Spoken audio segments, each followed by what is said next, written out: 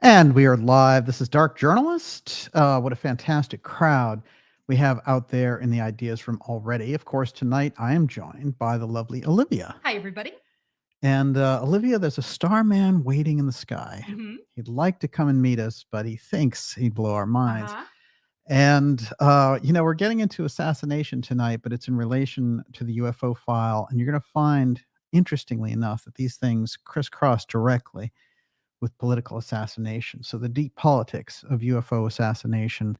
How does the UFO file fit into this? That's what we're tackling tonight in the special report here, which is Assassination in the UFO file. And we'll go with you here about 90 minutes tonight. Of course, there's a lot of UFO talk in the news because there were new hearings that are announced for November, right after the election, interestingly enough, by Senator Gillibrand, who takes a very interesting perspective on all this and was behind setting up Arrow and all of those very interesting things. And of course, she has an interesting background when it comes to this because her father-in-law was the head of British Aerospace for a number of years. And her husband had a very unusual relationship to that very unusual Keith Rainier cult. So that Nexium cult, and it gets even more interesting with her background because when she sponsored the Arrow, the Advanced Aerospace Office, the idea that with Arrow, what they were going to do is basically create a UFO defense office. Quite interesting. And she did it with Marco Rubio there of the Hot Zone Coast. And of course, he being Republican and she being Democrat, they were some strange bedfellows. We'll get into how it is that crisscross works out and just how far back does this trying to get at the UFO file, or as it were, keep it out of the public eye, goes back. Of course, tonight we'll take your questions in the second half of tonight's program. And we'll run about 90 minutes tonight with you. And Miss Olivia will be putting your questions together. Before I go any further, Miss Olivia, what's the temperature out there? People are in a good mood. Sheila Gavin says, greetings to Olivia, DJ, and to all in the Ideas Room. Greatest chat on YouTube. And Peter Ness says, buttered popcorn and Dark Journalist makes a long week go away.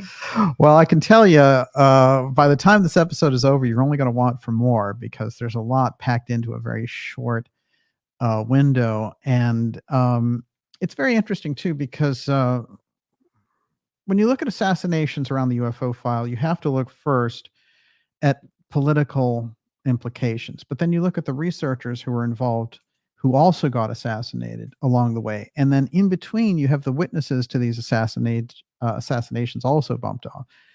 And then you start to see the program, as it were, laid out, and also how the waves of assassination fit in.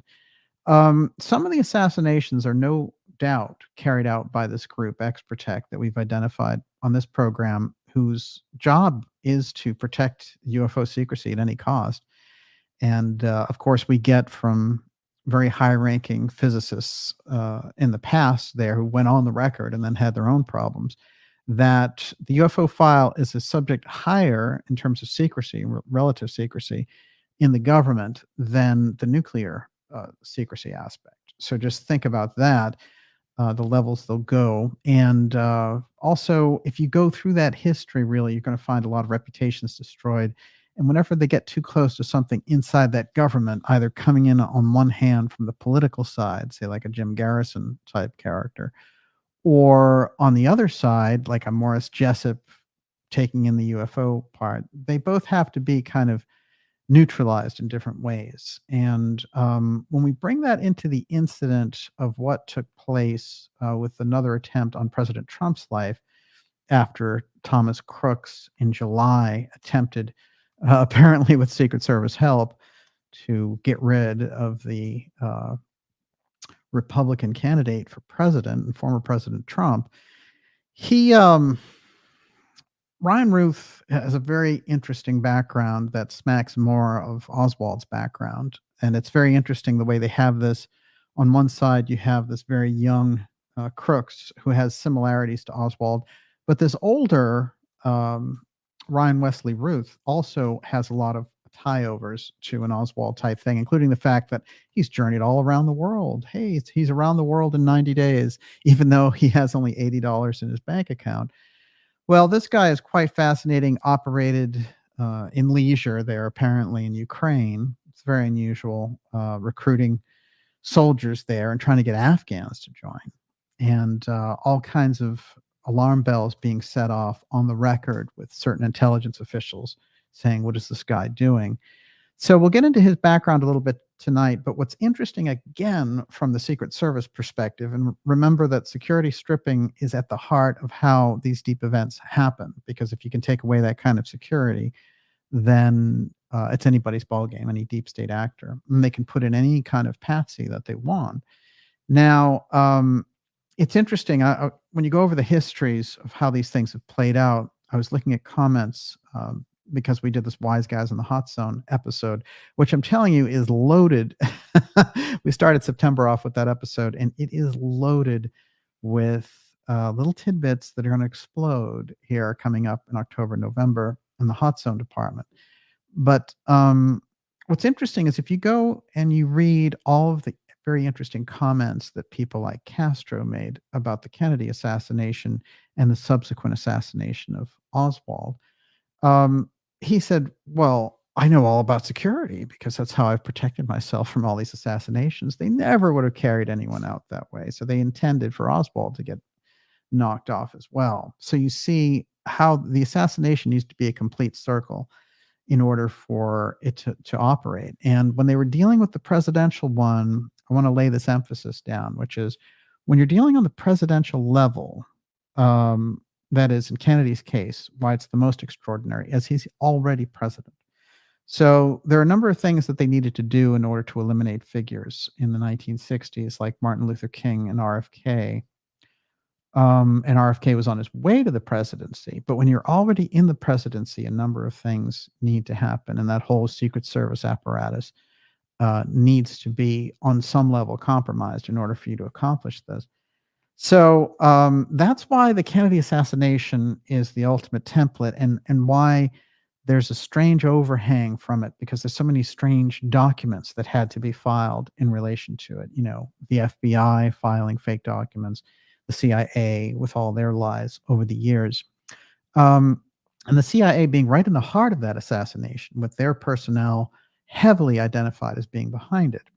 So we have to understand the levels of assassination. And so when somebody's going to take out a presidential candidate or a leader, it's a certain type of an exercise for these people and for these groups. But when they are going for the presidency, there's this whole mechanism that has to be in place, and the people on the other side need to be ready to shift.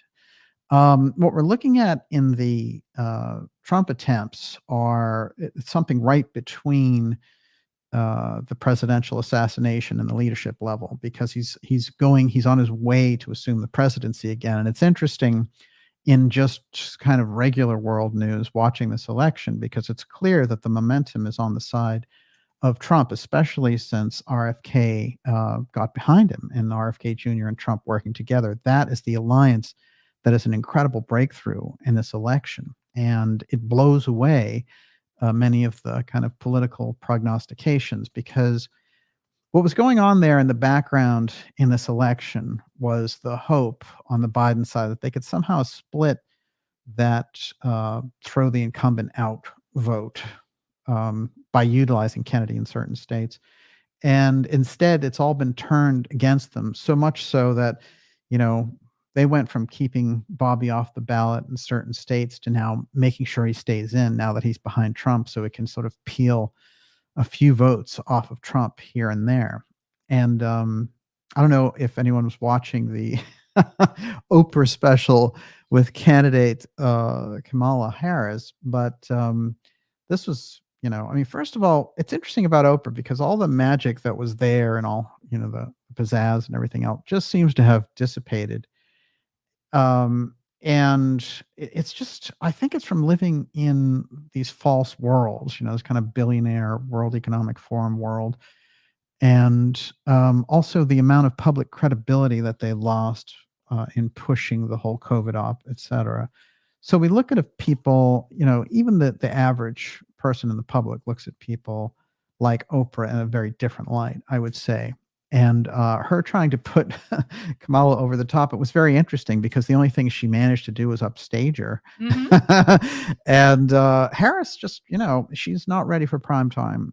And her giving these speeches that are supposed to be ready to go, they had the governor of Michigan jumping up. Of course, she's always wearing her Fonzie jacket, right? She's got the leather jacket on, indoors or outdoors, it doesn't matter. And green leprechaun pants. That was interesting too. Hey, whatever floats your boat. But it is interesting to me because, they were jumping up and they were like, yeah, we're going to save democracy and all that. And, they had Oprah running around going, Kamala. It just wasn't flying. Just like, it's interesting. If you really trace the magic in this election, the real magic is Bobby and Trump in Arizona announcing that they're working together. That's where you can really feel the momentum. Since then, has really pulled in that direction. And this repeated attempts on Trump's life is a group working in that system. We saw this warned about very early on because all of the legal attacks weren't quite sticking. And that group that's operating in the deep state doesn't want Trump around to prove them, in defeat again. This is definitely something that they're not looking forward to. So they're taking, they wanted to take first off this idea that they would bump him off, and then they could decry the whole tone that was there and how we should all hold hands. And then they expected, since Trump didn't even announce his VP at that point when Crooks shot at him, which is still a very mysterious case. And I'll get into certain aspects of that tonight as well. But I've pointed them out here in a series of episodes, including the Patsy profile, that Crooks and all the things about that incident should never have been allowed to happen. From Crooks' position on the roof, his visibility to the crowd, even the crowd taking pictures of him, he was allowed to be up there. This is one of those let it happen on purpose episodes, along with the fact that there were many doppelgangers operating there who looked exactly like Crooks, who were walking around. So the Secret Service guy could be like, hey, that's Crooks over there. He's got the t-shirt and the hair and the flat face, as it were. And he's heading off into the woods while the other one is climbing up on the roof, So we still don't have the correct answers, but I thought what might be a kind of proverbial hardcore line in the sand was when DeSantis, the governor of Florida, who's trying to get back into Trump's good graces after running against him in the primary, said, no, you know what? You're not taking the perp, in this case, Ryan Ruth, out of our jurisdiction via the FBI, because the FBI were really after him. Remember, this is the same FBI that had Crooks cremated before anybody could take a real good look at him. So what happened in the case of Ruth is quite fascinating, because we're right in the middle of a tug of war going on there. And DeSantis is saying, we want to talk to this guy. I want to keep him in our custody. We want the FBI gumming up the works here. What's going on? How did this guy, who had a number of different charges against him over the year, never do any time in prison? Stolen goods, possessing machine guns, weapons of mass destruction, and all this stuff. And yet no jail time. It's just a mystery, isn't it? Well, it's very interesting also, along with his world tours, he has a lot in common with other assassins that we've covered in this program, including the attempted assassin of President Reagan, John Hinckley Jr., in 1981, and John Lennon's assassin. These are also people who had this enormous network of traveling the world, as Oswald did. It's a kind of a benchmark or a footprint, and we'll see why that's so coming in here, and we'll see what on earth does the UFO file have anything to do with this. Well, it certainly does. And I'll explain that in a minute. Everyone, you're watching the Dark Journalist Show. This is Assassination and the UFO File, a special report for you here. And like I said, we'll go to about 10 o'clock with you here tonight, and we'll take your questions for the last half hour. Before I go any further, Miss Olivia, you're up. Gladio Maxis says, the media and certain political factions are spreading stories about Iran's involvement in an attempted assassination of Donald Trump. Marta Allen says, all I know is thank God Trump is still with us. It's incredible. It is incredible. So in particular with the Crooks assassination attempt, because Crooks they got rid of immediately.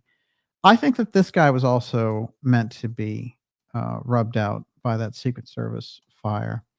But the idea that he got on this golf course and then hung out, in a yellow shirt for 12 hours on the golf course and no one noticed him is, what kind of Secret Service is that? It doesn't make any sense. Even basic security would cover that. So we're seeing right off the bat real alarm bells. Excuse me. What do you got there? Give me something. Okay, so Mitakwe Oyasin says, given both attempted assassins of Trump have links to BlackRock, does DJ think there may be corporate intelligence operatives involved? And Janine Manchurian says, MK assets usually suicided or are killed. DJ, why do you think they took him alive? What will they use him for? Well, they originally had to take Oswald alive because bumping him off didn't work out, So the strange incidents of him at the theater and all the rest, he wasn't supposed to be around to talk either.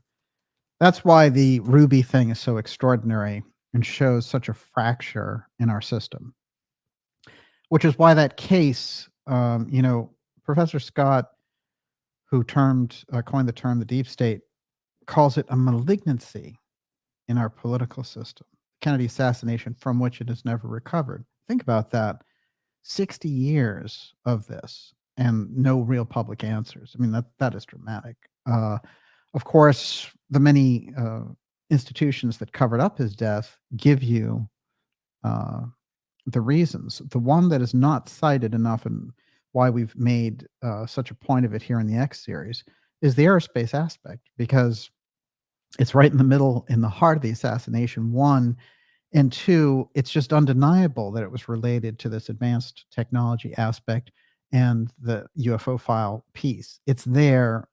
It's on the record. You can't ignore it. And it's much more palpable in terms of resources than something like the mafia, because the mafia can't make, newspapers print things that they don't want to print. And the mafia can't come up with fake autopsies in the government and stuff like that.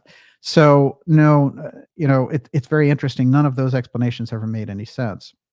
So when you get into aerospace, you realize you're dealing with all kinds of deep secrecy there. And when you get secrecy involved, you get black operators involved. And when they're involved on that high of a level, and remember, we're talking about the UFO file being a higher level of secrecy than atomic nuclear weapons, then you realize you're dealing with a whole faction of government that we don't know anything about. So, we think we know things about the NSA or the CIA or some of these agencies, the FBI. There are phases, there are levels inside of those institutions we know nothing about. But I always go back to the example of the National Reconnaissance Office, which was started in 1961, but the public doesn't find out about it until the 1990s. So using that as a comparison, what institutions are there that are already active now that we won't find out about until 20 or 30 years later, if at all, that are operative in the middle of all this?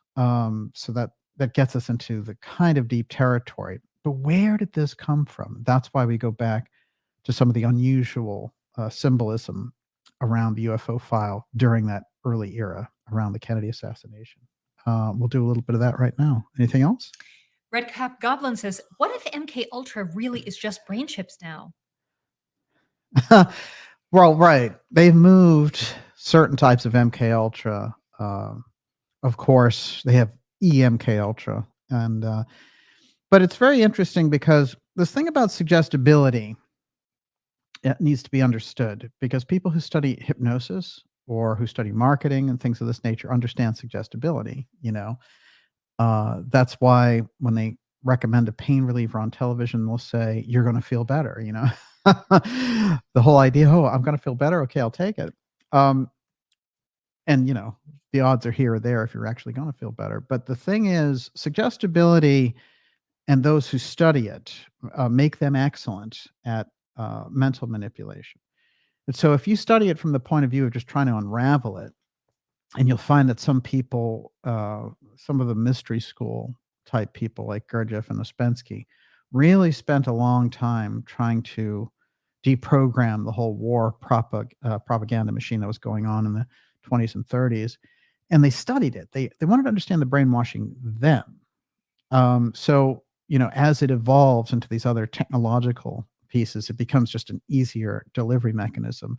But ultimately, the formats change, but the core is the same, and the core is suggestibility. Now, it's interesting with suggestibility because I think when they study it, and anyone can really get into this, I've studied a lot about unconscious training and why people do the things they do. But what you realize at a core level is that humanity is malleable for a reason, and that the reason is that it's evolving, and so therefore, as part of its kind of spiritual, psycho-spiritual growth, you would have a suggestibility in the subconscious, and just like that you can freak somebody out by telling them they're on top of a mountain. If they have vertigo, they'll feel the same feeling, right? Or if they're watching a movie like that, there's the unconscious doesn't have guile, as it were. So there's no screen in the unconscious. And that's good and bad. It's good if you take it from a certain level because you can instruct the unconscious to do certain things. But that malleability works two ways. So the malleability of the unconscious mind and its suggestibility gives it the incredible asset of the mind working with the body based on suggestion. You're going to feel better, and things of this nature. But it also lends itself to negative suggestion as well, or to false suggestion. So there's all kinds of things that go on there. And what you'll find out when you get into studying the Central Intelligence Agency, for example, any intelligence agency, their counterintelligence branch is set up to create suggestion. So they study people and how they accept things. And we see this now on display heavily in the presidential race. You're supposed to think a certain way about President Trump. You're not supposed to think about his policies or anything like that. You're just supposed to think threat to democracy or whatever. When you think about Bobby, you're supposed to think of, some scandal, or that he's a crazy anti-vaxxer or something. Nothing about his actual policies, nothing about his incredible background. So it is this constant suggestibility, and people just walk around with the average person walks around with that suggestibility. People in the ideas room are kind of the opposite of that. They know they've seen through that. So the suggestibility doesn't work. Once it's a suggestion, then, it's all over. So this is something very important that needs to be studied foundationally, which is one of the reasons why you have all these people at World Economic Forum, or, the CEO of NPR and all that, when she came out and said, truth doesn't really matter. It's not that, it's not that the truth matters. It's that we need to guide people's perceptions, outside the truth. So it leads them in the position of being God because they know what's right, not that the truth counts and that you should be able to make those decisions for yourself. That gets to the heart of what we're talking about here tonight as we go into Assassination and the UFO File Special Report. Miss Olivia, what do you got? I was just thinking how hacking humans is nothing new. But also, Yeah. the old the symbol of a devil on one shoulder and an angel on the other, Oh, right? yes. I mean, this is what we're designed for, Absolutely. right? And then we're Yeah. supposed to express free will amidst those influences. Oh, no question about it.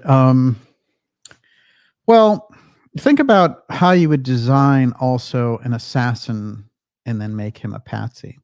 You'd have to feed him with a certain amount of ideas. And in the case of Oswald, they were feeding him all kinds of things for a number of years. In fact, what you'll see is there's 6 years missing of Oswald's life in an orphanage. But you can do a lot with somebody in a period of time like that, where they're between families, as it were. And so I think that he was targeted at a particularly young age.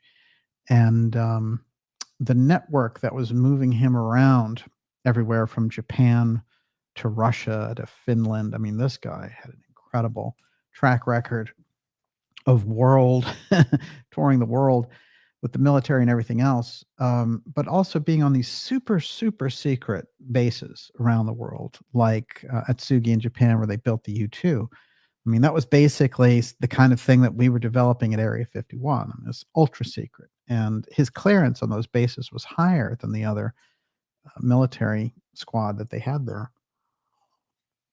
As some of those people would recollect later, oh yeah, he was in a higher security ranking than we were. So all the things that the media told us about him, because the public was very curious about what had taken place there, and also the official story fell apart very quickly in the Kennedy case. Why that rings a bell now is that the entire mechanism is activated again. And the other thing is that with Kennedy and Trump working as an alliance now, and both wanting things like transparency in the JFK assassination, you're running a very deep risk, which they already ran once with Trump, and they don't want to do it again. But with Kennedy on board, I think it's even more important on their side. They're deciding that this is a terrible alliance. In a way, the Trump-Kennedy alliance is the ultimate deep state nightmare. But here's what I found interesting right away is and we'll get into Ryan Ruth, but as soon as that assassination attempt happened, what did we have the candidates on the Republican side talking about? Well, sure, they talked a little bit about the tone of the campaign and, Trump talked about his personal journey of coming through these attacks and things like that. But Trump also revealed that he interviewed U.S. military pilots who encountered round UFO they cannot explain. Now, Trump just mentioned that yesterday.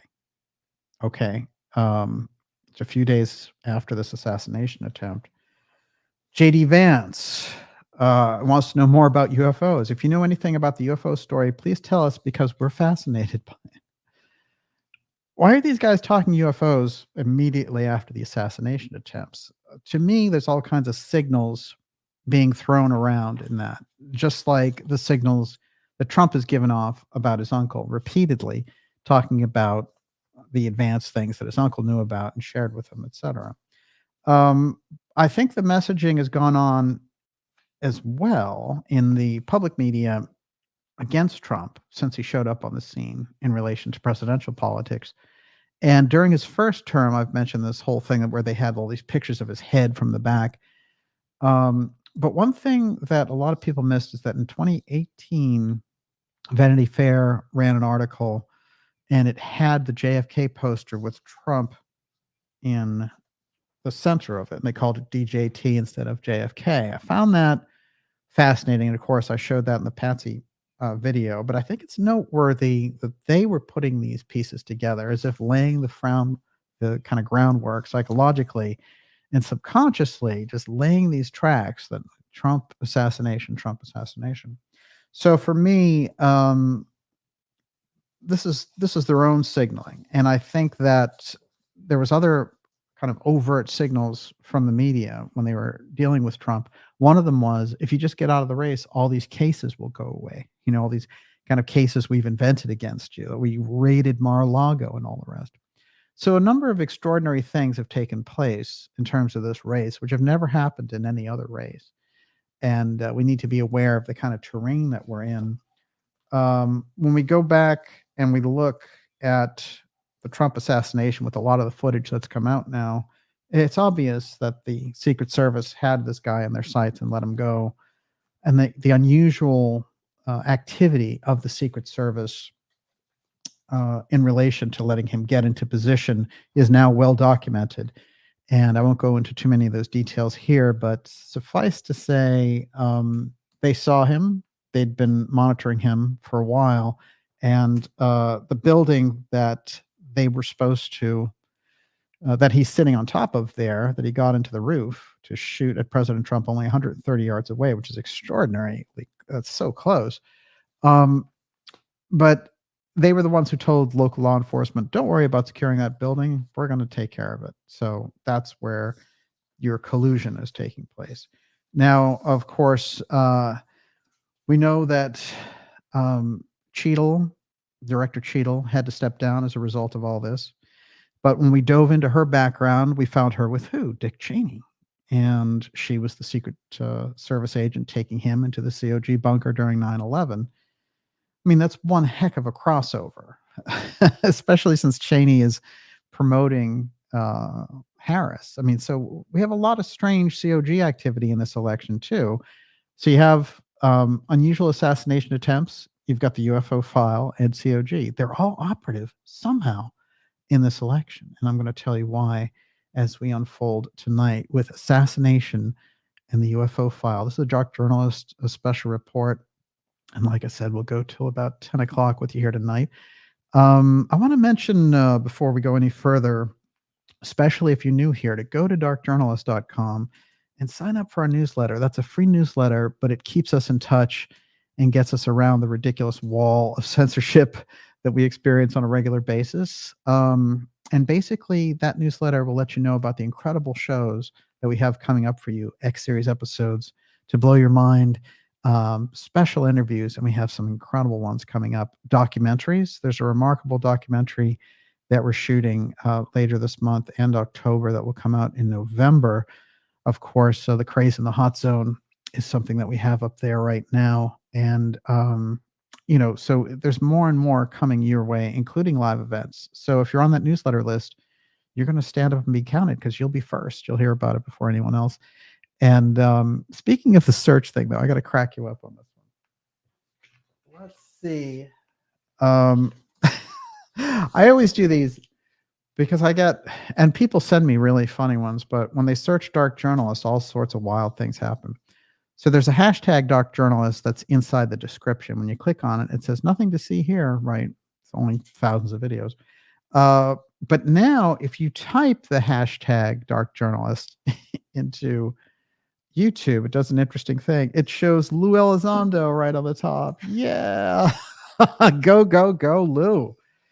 Getting all that extra thing. That's a spot that you pay for, or Google's algorithm is just punking us on the spot. But the whole thing with Lou and the Imminent book, which is a real fluff book. It's a terrible book by a CIA counterintelligence group and trying to promote this idea of a false UFO threat. We've exposed Lou, and we've exposed that op. But here, over and over again, it rises up. And other people now have gotten on board. For a while, we were the lone outpost doing it. But there's a good reason to do it, because the thing that they're trying to do, and this is what happens very often with intelligence operations, is they'll try something, they'll go over a cliff, and they'll even be discredited, but they'll reconstitute the whole thing, and then they'll roll it out again. And this is what they're trying to do. So they've tried it with Lou on a number of occasions, and on a number of occasions, he's lied heavily to the public, because as a counterintelligence agent, that's what he's trained for. He's a damn good liar. But the danger is letting that whole wave of nonsense be the doorway in for people in the public on the UFO side. And the object of that is to elect this kind of grand poobah, phony whistleblower. Lou's not a whistleblower. It's very interesting because, the narrative that they floated out there with Elizondo is that, he left his job because he was upset because of UFO secrecy and, and all the rest. But if you look into it, as I've exposed many times in this program, he never left. He worked for the government, and he continues to work for the government, works for the government now. So let's get real about this whole thing. It was all cooked up by billionaire DOD official Chris Mellon. And Chris Mellon comes up tonight as well, because there was a Vanity Fair article on a Mellon. It was Timothy Mellon. And we've got some great quotes in there from John Warner IV. Yeah, what do you got? Robert Scott says, Lou probably has a poster of DJ on his ceiling while he's doing sit-ups. Scratch that. He doesn't look like he does many. Well, I'll tell you what's interesting with this guy is they're turning on the PR heavy duty now with, the Daily Show, what about aliens? But it's very interesting because you remember the leader of ATIP, he led the ATIP program. Well, he no longer says he was the leader. Yeah. Not only did the program not exist, as we know, not officially. So the program didn't exist, wasn't funded, and the version of it he's talking about, he says now is an activity. It wasn't even a program. But he also originally, the whole thing was, oh, I used to lead a UFO research effort that was secret inside the government, and now I'm giving you all my secrets. Well, none of that is true. He's a counterintelligence agent who's come out to sort of do the PSYOP thing on the UFO file around the threat piece and help create things like Arrow and help create the UFO Defense Office to open up all kinds of chains of financing, but more importantly, to cement the possibility for an emergency based on a UFO threat. That is his mission. That's the mission behind that whole thing of Chris Mellon, the TTSA. And it's funny because, I've done a number of shows on this, but even now you'll get people going out there and they're just kind of, the Lou lieutenants and they're the troll army. And they're saying, Lou would never lie. He risked everything and all this stuff. And they're still stuck back on page 1. And I'm not going to do 3 years of shows again just for them. But the point is that it's very easy to get to the bottom of this, which is the thing when it was launched, the TTSA, which Lou comes directly out of that. He was the one on stage with them. They were the ones who announced him. New York Times rolled him out and all the rest of it. The New York Times article was bunk. We know that. The videos that they claimed to release that were supposed to be so super secret had already been released. And one of them was already proven not to be what they claimed it to be.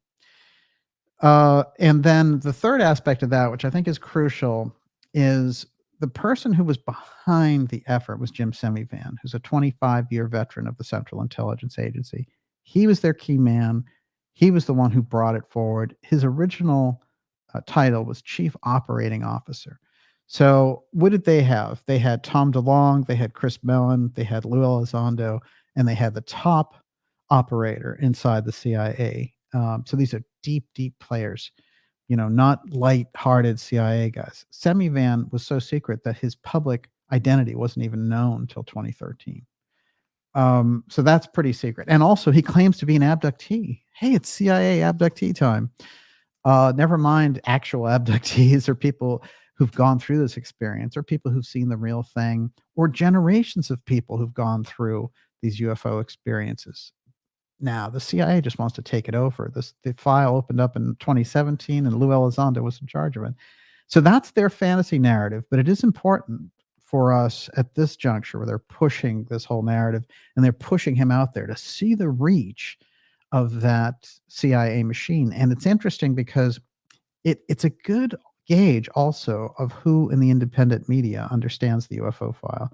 Because when you see these people, lapping up that nonsense and they're claiming that they know anything about UFOs or doing, real UFO coverage, reporting on the UFO file, it's totally wrong. Because the first thing you would do is not involve yourself with CIA people. It's pretty obvious, right? Mm-hmm. And that's an important thing, I think, for us to keep in mind as we go along here. So Lou and the book and all the nonsense, while they're pushing it out there, we've laid the groundwork. And sometimes, as I said, it was a lonely watch because everybody in the field loves to get excited that something's going on. The problem is, getting false disclosure is much worse than not having enough, as it were, because the false disclosure is intentionally designed to lead the public into a false frame of mind about UFOs and the UFO file. We go so deep on where that comes from that on the independent side, you don't need the government. You do not need the government. The government is not going to tell you the truth about this, and especially not their counterintelligence people, who are the biggest liars on the planet. That's what we paid them to do. We trained them to be that way. So, they're just doing a mission. They're saluting their bizarre underworld deep state players. And they think they're doing their job. That's what they're there for. So as I said, guys like Elizondo, they were probably great in the interrogation programs, waterboarding people and all the rest of it. I'm sure that they were tremendous assets in that. But when they get into this work, we're not going to let them obfuscate the truth, especially with all that Mellon, Chris Mellon influence and money behind it. And of course, we've exposed him as controlling Grush. And Grush is the other whistleblower now who's coming out with a book in just a couple of months. And it's funny that Congress is getting these hearings ready. So we're getting ready for another round of false disclosure because two guys have books ready. You see how that works? Everyone, you're watching the Dark Journalist show. This is Assassination in the UFO File. Well, we've touched a little on the UFO file, a little bit on Assassination. You know, we're going to go next to a very interesting player in very early days of the UFO file, and that is Morris Jessup. And we'll get into him right now, unless there are any objections. I just wanted to add this. Roosevelt Media News says, please let DJ know that Trump discussed UFOs on Gutfeld this week. Very interesting. He said he interviewed pilots. Yeah, I started the show with that, and it is very interesting. I find it interesting that he's talking about the UFO file right after the assassination attempt. That's the kind of layover. But Vance mentioned it too. There's Vance saying, I want to know. And of course, Trump knows a heck of a lot about the UFO file. I don't know how much he's shared with Vance on that. But I can see that Vance is saying, I want to know more. And of course, Bobby doesn't say much publicly about it, but through his family knows everything there is to know about the topic. So the information that RFK Sr. and JFK had on the UFO file is some of the highest end information related to the subject, period. And where that information flowed to in the family is very interesting, because you would think RFK Jr. would be a recipient of that. He is not, except for very kind of minor comments about it, saying like, yeah, I'd be transparent about that. He hasn't talked about it, probably because he has enough that they're painting him with all these wild things about beheading a whale, a dead whale that had washed up on the shore. And, they love to float those stories out there about him. They're trying to keep you away from the things that he's studying that are so important. So you get the kind of weirdo, Keith Olbermann freak scene, Rachel Maddow sellout scene, trying to promote this thing and take away from the incredible accomplishments of somebody. RFK did exactly what these other losers didn't do, which is he stood up to the corporations and he got them to pay reparations and all the rest of that to the people they'd wronged. That's very important. That's the template that we need in society. And they are very afraid of him getting anywhere near that whole relationship between NIH and the pharmaceutical companies. Forget it. Okay. I mean, they're afraid of Trump, but man, are they afraid of Trump and Kennedy. Watch out. I noted that the actor James Earl Jones passed away in the last week. And of course, Darth Vader himself. But there's a very interesting role, of course, he played that people forget, and that is as Barney Hill in the movie on Barney and Betty Hill. And it's an incredible, and I mean incredible performance. Incident at Exeter, right? No, it's called the UFO Incident. UFO Incident. Okay. Incident at Exeter is very interesting that you mentioned that, because that's a different incident. It does happen in Exeter, New Hampshire, but a UFO lands on some guy's lawn. And he calls the police, and they have kind of like, guns drawn, ready to go after this thing. And it's in 1965, so it's the same kind of an era, which is quite fascinating. And New Hampshire, again, an absolute epicenter for UFO activity and stories. So not surprising. But also interesting about James Earl Jones, in 1992, what does he do? He goes on television and hosts an entire special about the CIA assassinating President Kennedy. And he has key witnesses that you don't see anywhere else. Some of the more obscure witnesses. And so this is a well-rounded person who was deep on both sides and made an incredible contribution, as an actor, but to the Barney Hill story and also to the Kennedy assassination. That special, can you even imagine running a special like that in today's environment? Absolutely incredible. Let's go into another incredible and unusual person here. That would be astronomer Morris Jessup. But of course, this is somebody living 9 lives, and I'll tell you how it works. But Jessup is there in Brazil in 1923. This is some 30 years before his public UFO work starts. What's he doing down there in South America? Well, it's very interesting. He's living out one of his early lives, which is he's all involved in rubber in that early period in the corporations and the Ford company. And at a very young age there, only 22, he's going to South America and meeting with high officials, making all kinds of deals, doing all kinds of observations of something. And traditionally, it's understood that he's involved in the rubber business. It's very interesting. Later, uh, there's all kinds of there's a whole track for about a decade of him on these very deep archaeological expeditions to places like Yucatan, for example, and the kinds of studies that are heavily featured here in the work that we do in the hot zone. So when we get into the background of Morris Jessup, we're looking at somebody who lived a number of unusual lives, and then it seems to me was called off the bench into the UFO aspect. As I said, he also was, an astronomy professor. He ran a coffee company in South America. He was doing all this stuff for Ford. He was doing archaeological expeditions for a decade. Then he is one of the best-selling UFO authors of the late 50s. Then his book gets crisscrossed, and the whole thing about the Philadelphia experiment comes out. And somebody with a lot of knowledge on the case makes notations of his book, all these bizarre notations inside of his book, and sends it to the Office of Naval Intelligence, or they get a copy of it.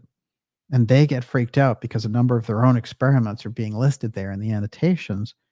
They publish their own version of the book called the Vero edition. And it is shortly after that that Morris Jessup is found dead with carbon monoxide poisoning in a park somewhere in Coral Gables, Florida. Those stories quite unusual. There's been some revisionism in the story that, he had depression issue or something like that. I'm telling you, if you go deep into that story over and over again, you'll find his associates, the people closest to him, there was nothing about depression involved. Morris Jessup, as a matter of fact, things were actually going well for him. And it's interesting too, because Jessup wrote a couple of definitive UFO books of the era. And what's interesting to me in the case of the UFO is a crucial book of the period. But the problem, I think, for the deep state, the Ex-Protect group looking at somebody like Jessup is he was such a legitimate character.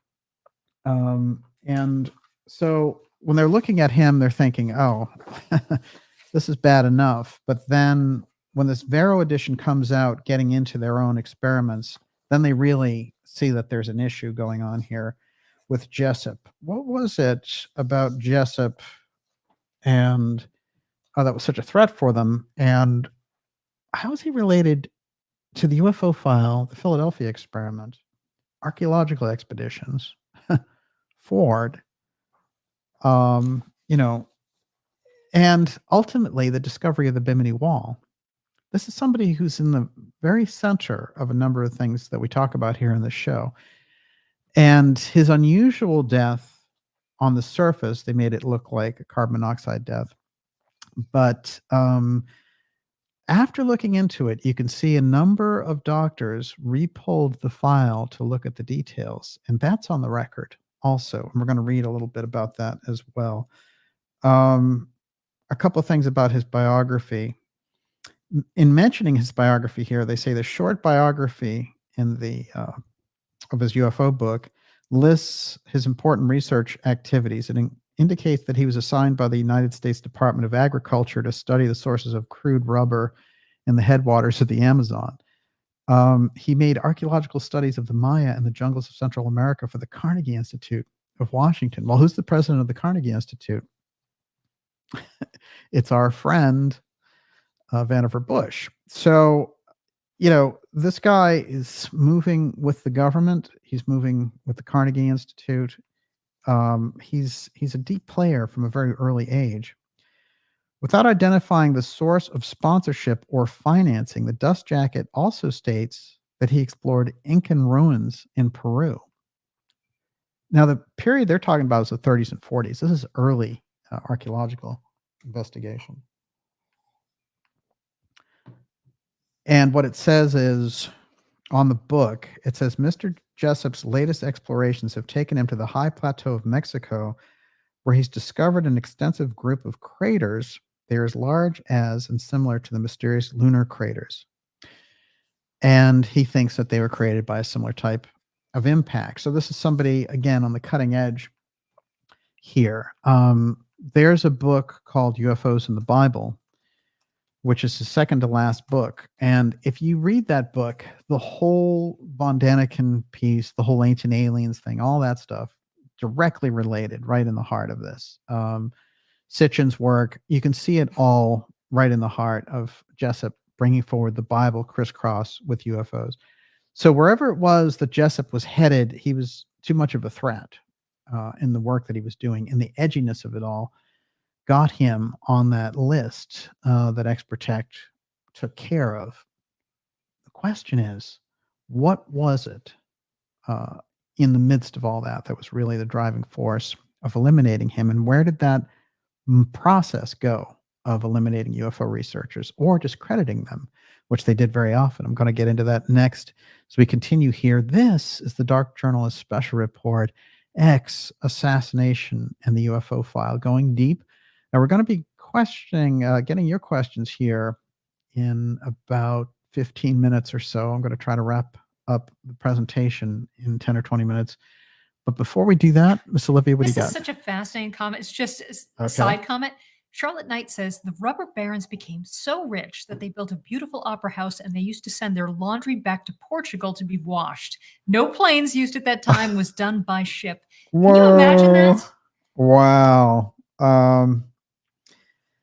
That is incredible. That's pretty elite. Yeah, but a lot of this happened in that period, and it's funny because archaeology shows up for a lot of those hardcore millionaire, billionaire families in that period. That's the kind of thread, I think, that is going to help us to investigate why somebody like Jessup was such a threat.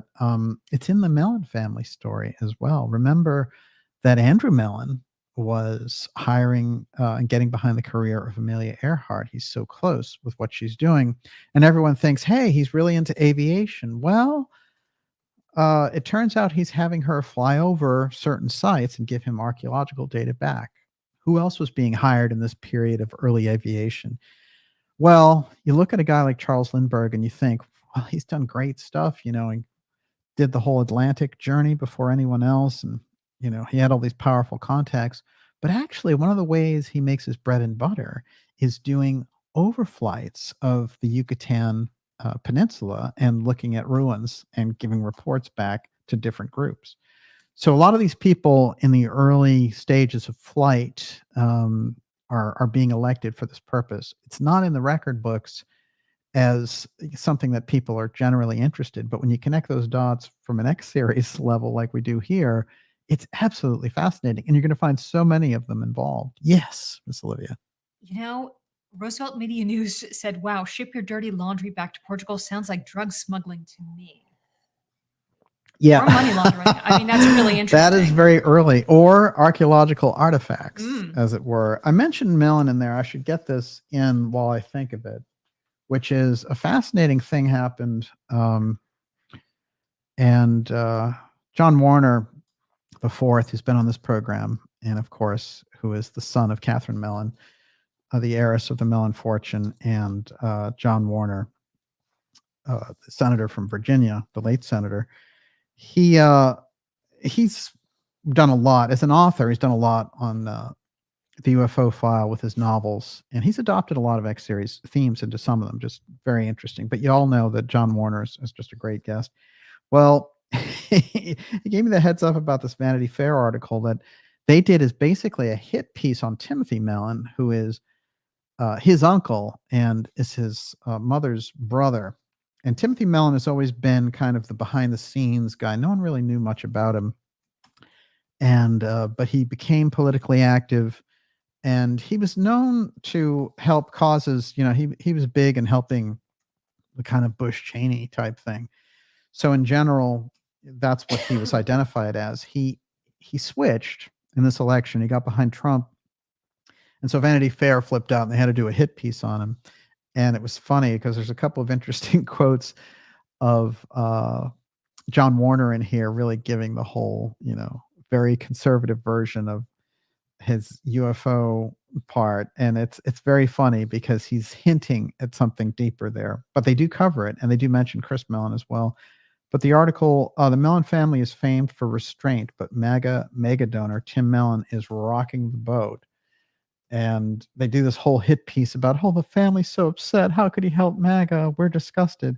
And they keep asking a young member of the family, and I keep going back to that Hunter Mellon, who was the son of Chris Mellon, who acted like an incredible weasel when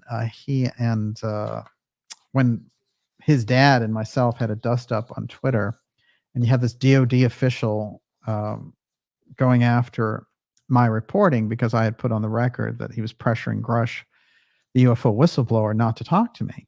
And I didn't have to make that up. Grush told me that. He said, I can't talk to you because of Chris Mellon. That's just, that's what we're talking about. I mean, that's interference directly, and that's control as well. If you talk to this guy, you're out. And they're afraid because I would ask real questions. This is the nature of the problem. So if they do some weird softball News Nation thing, News Nation is terrible. I'm sorry. That's not independent media. They don't know how to go deep on anything. And so when they have the whole thing with Russ, I'm scared, Colehart doing these things, come on. Those aren't real UFO segments. They are designed to help this particular operation. And for me, when I was looking at that, everything that they were doing with Grush, it's all very easy questions. So my suggestion was, well, come on the show and face some tough questions. People will believe you more. And I also had a sense with Grush that he was a little bit different, that he actually did know some things. And he understood that Lou was a complete weasel. So make no mistake about that. He was right there with that. And he understood their attempts to use him. But somehow he had ingratiated himself with that end of things and didn't want to rock the boat. And what's interesting is I think that in the exchange that I had with Grush, that one of the things that was trying to be accomplished, I don't know who was trying to accomplish it, but I think they were thinking, oh, as long as he feeds me little stuff in the background, I'll lay off the whole thing. And I think that they did this to a number of researchers, which is why you saw all the Knapp and Dolan people just kind of lay out and not challenge people like Elizondo, where ordinarily they would challenge all the fake CIA stuff that they rolled out there. Instead, they became cheerleaders for it, which was weird to me. Now, what I find interesting when I'm around this, because it gets right to the heart of what we're talking about here, which is the operations that go on around the UFO file on the media front, on the marketing front, represent a kind of superstructure that is trying to accomplish a couple of different things. But one of the things that they need to do is create this fascination in the public with a threat around the UFO file. That's what their goal is. And I've tied it into the fact that they like the UFO threat as an emergency powers piece. And, we've heard for years about the whole blue beam thing and everything else. And look, as much of a street legend as something like that is, there's a core of truth in it because they've always been looking for, look, Fletcher Prouty, who was somebody who helped unravel the JFK assassination and was the point man between the Joint Chiefs and the CIA. It's a very high position for him to come out and say this. He said they've always needed a threat. And in his 1997 version of his book, The Secret Team, that came back out, he writes in the intro, well, now they're prepping the UFOs for this threat thing. So he knew.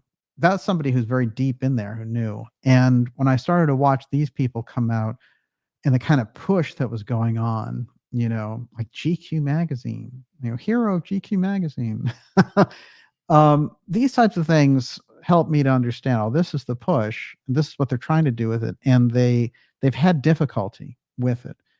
And so when we get into things like Grush and his book and the things that will come out, and this kind of the book that was written here with Elizondo, the Imminent book, which is basically like a weird constant pat on the back to himself, and full of all kinds of weird anecdotes that he stole from other people. And now they're coming out on the record. Guys like Stratton and stuff are coming out and saying, hey, that's my story. I told you that. That wasn't you. What are you talking about? So you're going to see a lot of that. And that's how these people operate, But one of the things that we have to know about what's being presented there, because it's being presented to such a wide audience, is the amount of lying that takes place from somebody like Elizondo and how they're trained to do it. And it's part of a program. But researcher after researcher now has exposed it. So when you get people blithely taking, you can understand it from Comedy Central, because what do they know? They don't know anything. But when you get these other independent channels putting it on, then you know that they don't do their research. So how independent are they? I think that's an important question, and everyone grows from understanding that. If you're going to deal with it, the first rule you have to adopt is that you don't talk to counter intel people and expect them to tell you the truth. I think that's pretty, reasonable approach. So to wrap up on the Vanity Fair thing, this is very interesting. So they go through Timothy Mellon's career, and now he's really putting a lot into the election cycle behind Trump. Now, it's pretty interesting because Timothy Mellon seems to me the kind of person who wants to be in the heart of all this. And what happens is when John Warner is giving them kind of quick little quotes in the article, I find, first of all, his color commentary in this article makes the whole thing zing. It makes it worthwhile to read. But because they're doing their usual hit job, but then he throws in these little zings once in a while. But there's a couple of interesting points here. One, the lion's share of Mellons still live in Pennsylvania. Many of them are Republicans, according to Warner, as was Paul during his lifetime.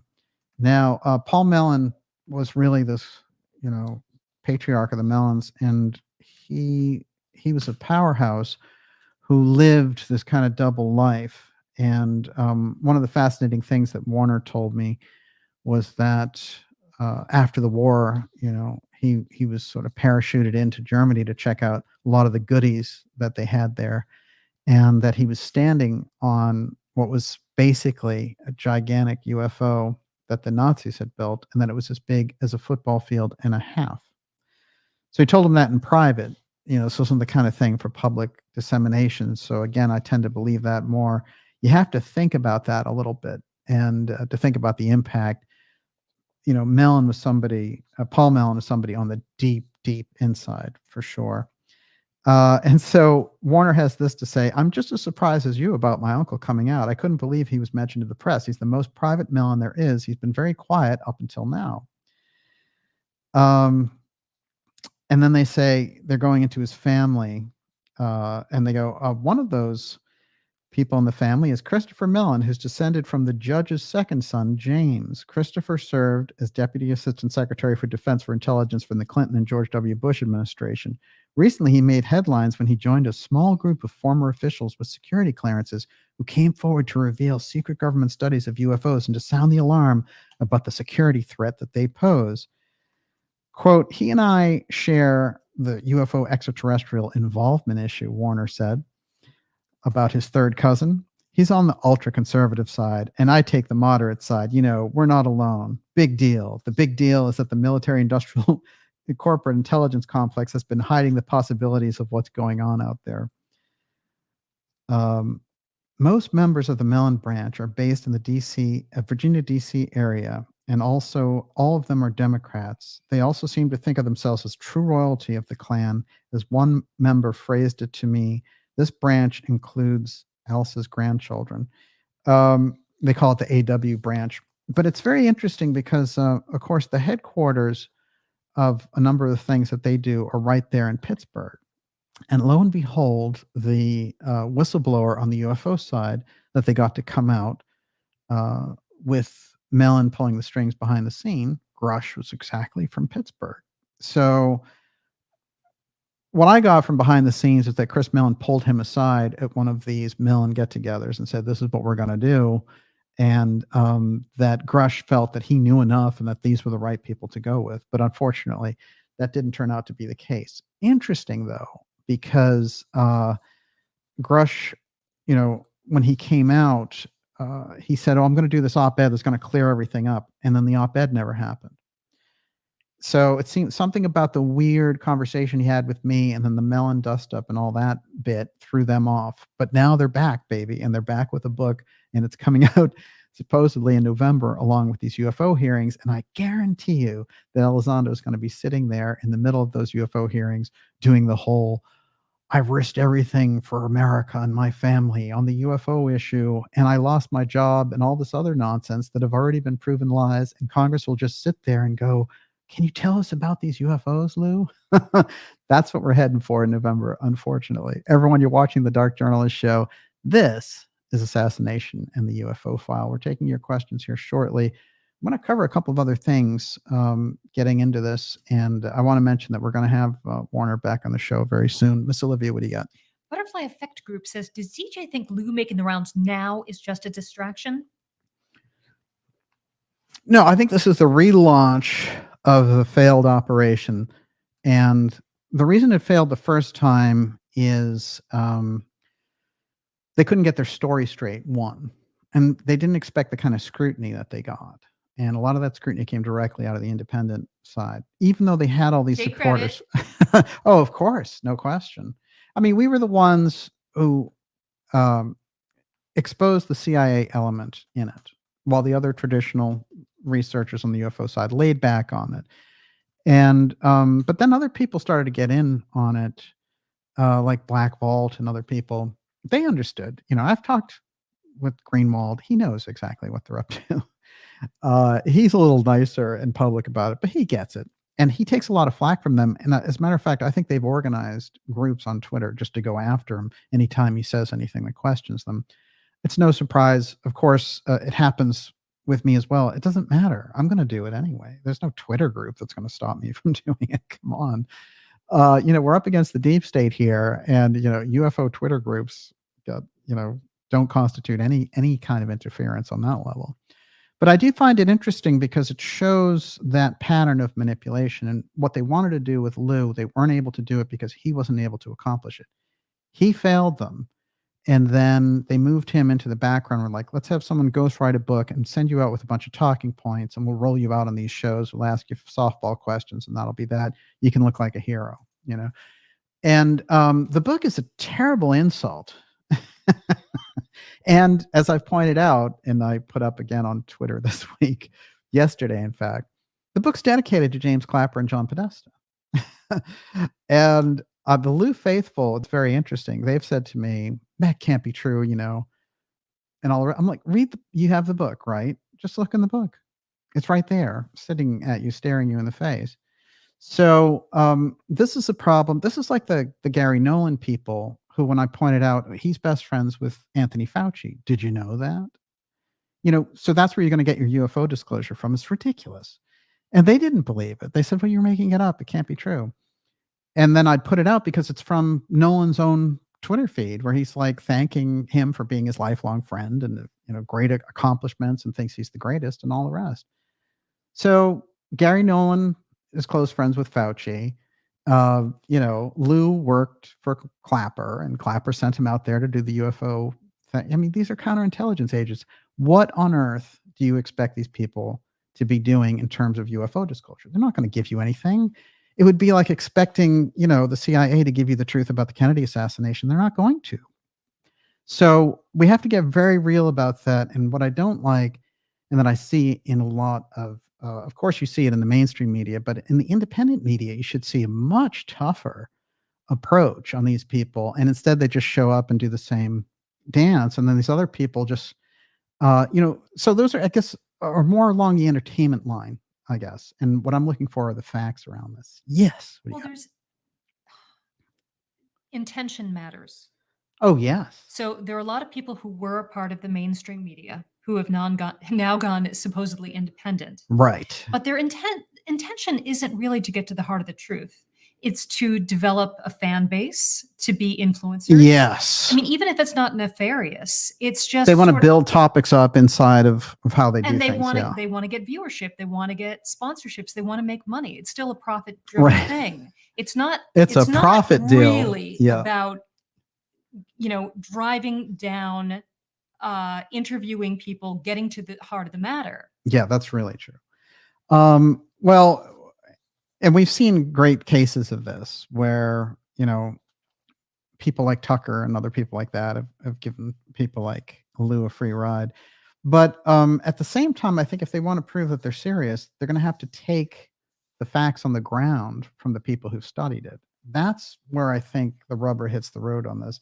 I'll give you a couple of examples as well. And this is going to take us back now into the early association of Lee Harvey Oswald with a shadowy figure in New Orleans who was directly related to the UFO file. You may have been familiar with his name, Guy Banister, because we featured him on this show. And you might have heard of him in the literature here and there. But I'm going to tell you a few unusual things about him as we go. When we think about Banister and we think about the kind of work that he was doing and how deeply involved with the Kennedy assassination he was, the fact that somebody like Jim Garrison, who did, again, the only legal prosecution in the JFK case, the fact that he knew Garrison and that Garrison knew all about him and his unusual activities, starting the X-Files, being the UFO man for the FBI. And he, Garrison even saying, hey, look, when I was in the FBI, I used to have lunch with him. This is somebody who knew it quite well. But Banister used to go all around the country covering the UFO stories, interviewing the witnesses, tracking down the whole development of the thing. Now, in the summer of 1963, he runs across Lee Harvey Oswald and he hires him. And he hires him to infiltrate student groups on the campuses. Now, Banister is an extreme right-winger. He's to the right of Attila the Hun. So Oswald is a communist, supposedly. He's a Marxist who wants to overthrow the government and denounce his citizenship to the USSR. How does that make any sense? Well, consider this crisscross, that when Oswald said he was leaving the Riley Coffee Company in New Orleans, everyone asked him, where are you going? And he said, I just got a job at NASA. That's where I'm going. Well, something funny happened on the way to NASA because he ended up in the Texas School Book Depository.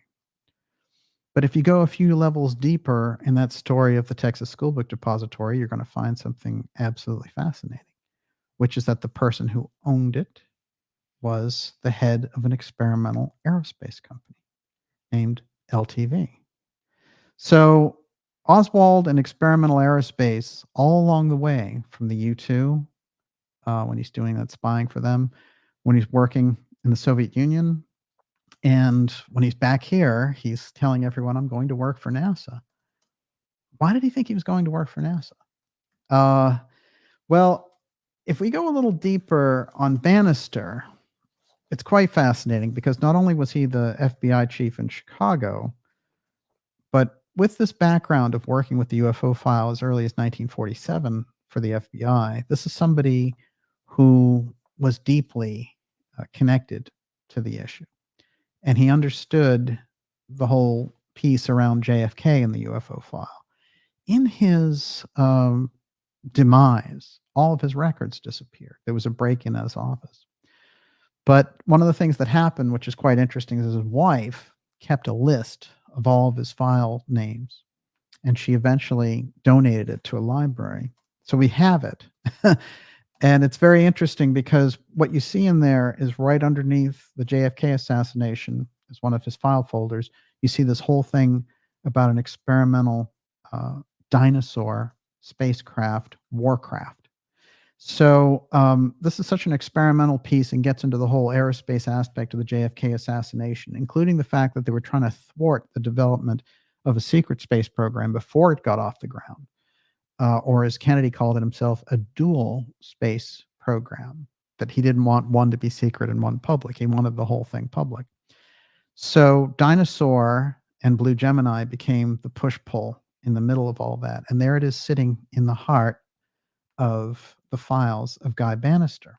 And Guy Banister, somebody who's taken Oswald under his wing in the summer of 1963, and again is the ultimate right-winger. So it suggests that all of Oswald's communist, socialist activity, the whole bit with Oswald, was a total fake-out from the start.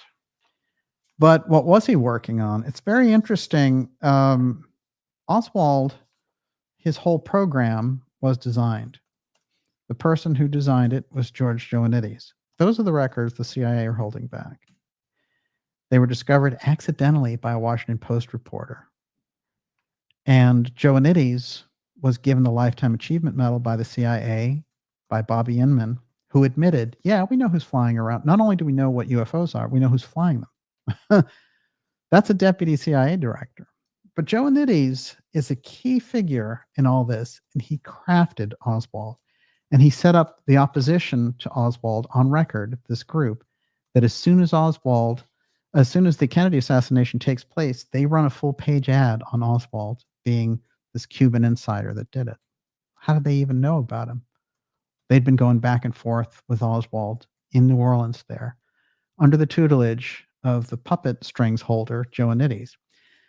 But when you get Joannides later interfering in the investigations of the 70s, JFK assassination, the various committees and so forth, it's quite interesting because that's why the CIA is giving him the Lifetime Achievement Medal at the end.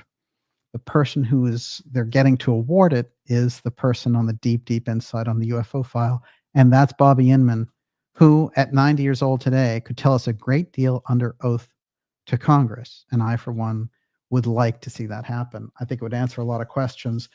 This is a shot of Banister tracking UFO landings with a couple of his secretaries.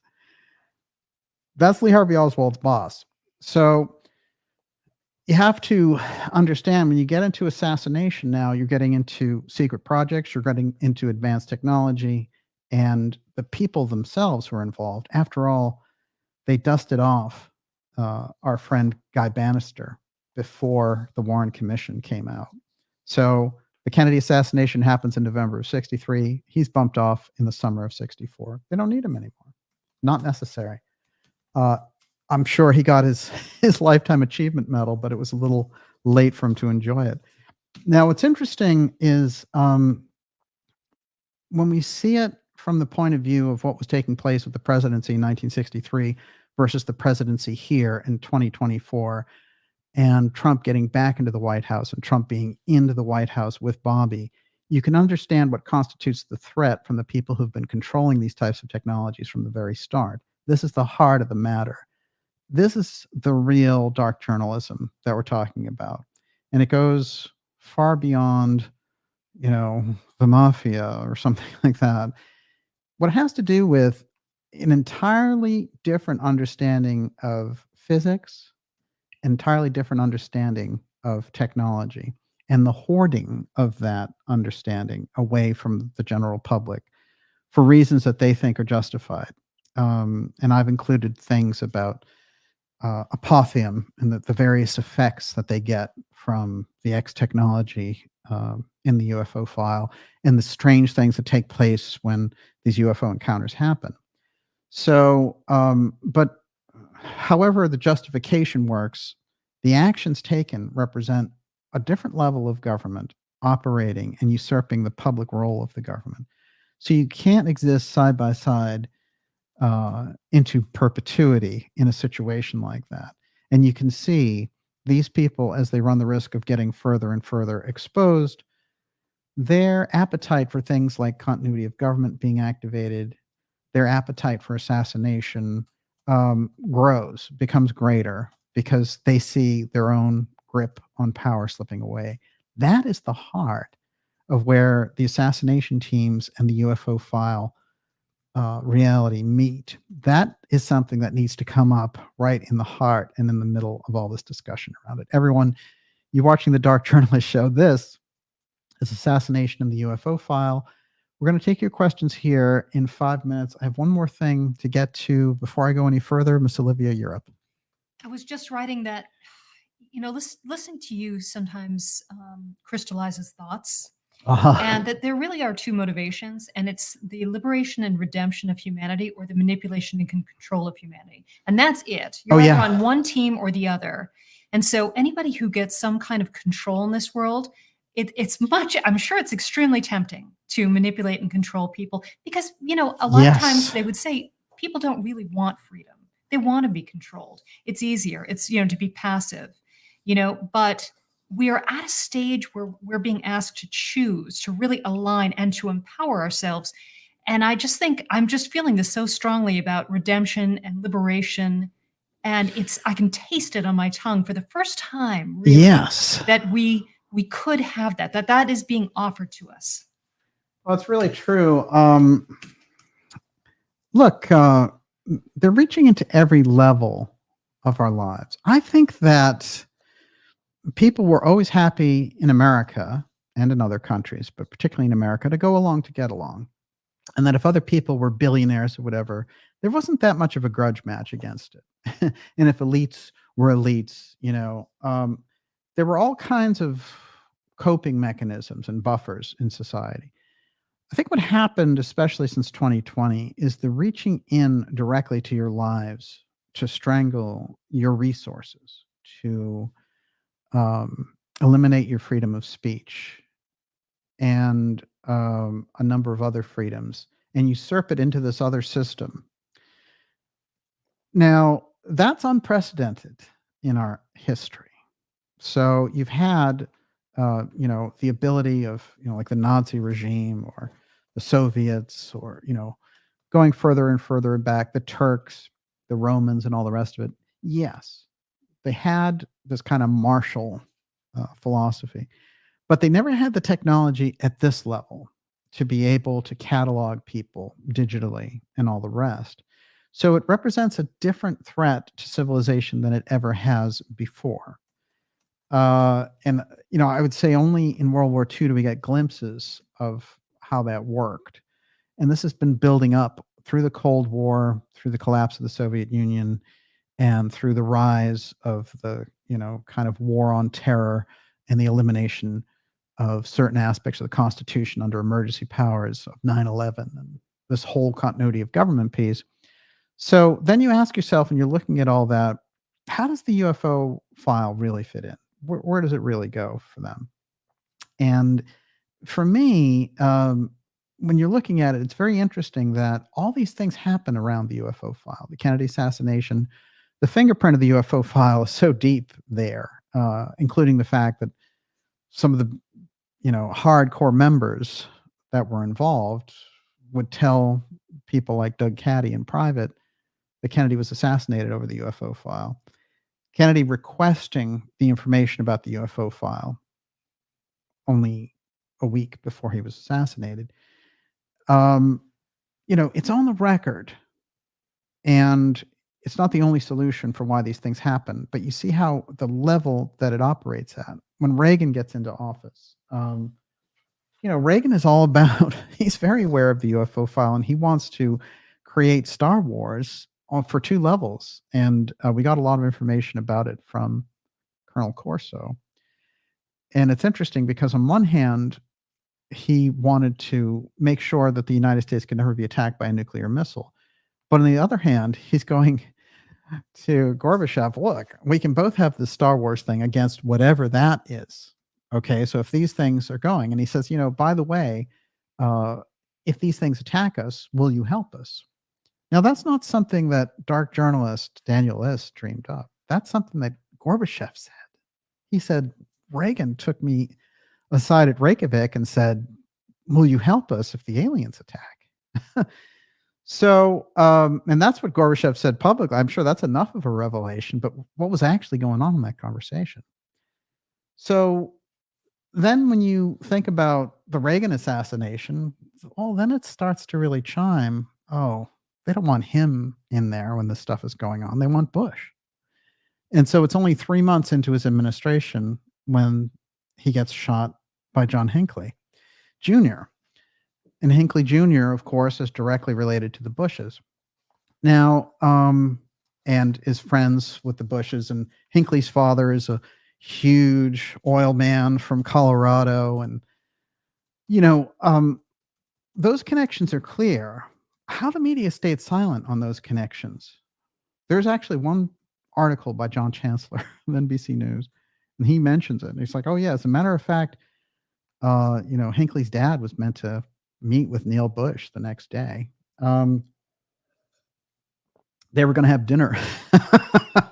So, and we have to think about somebody like Bush, their knowledge around the UFO file, CIA director, that whole piece and their piece of the deep state dealing with the UFO file. It's better to understand how the UFO piece fits into this, because especially if the UFO threat is, as somebody like von Braun put on the record to his assistant, they're going to use the alien threat. That's going to be their final piece for martial law.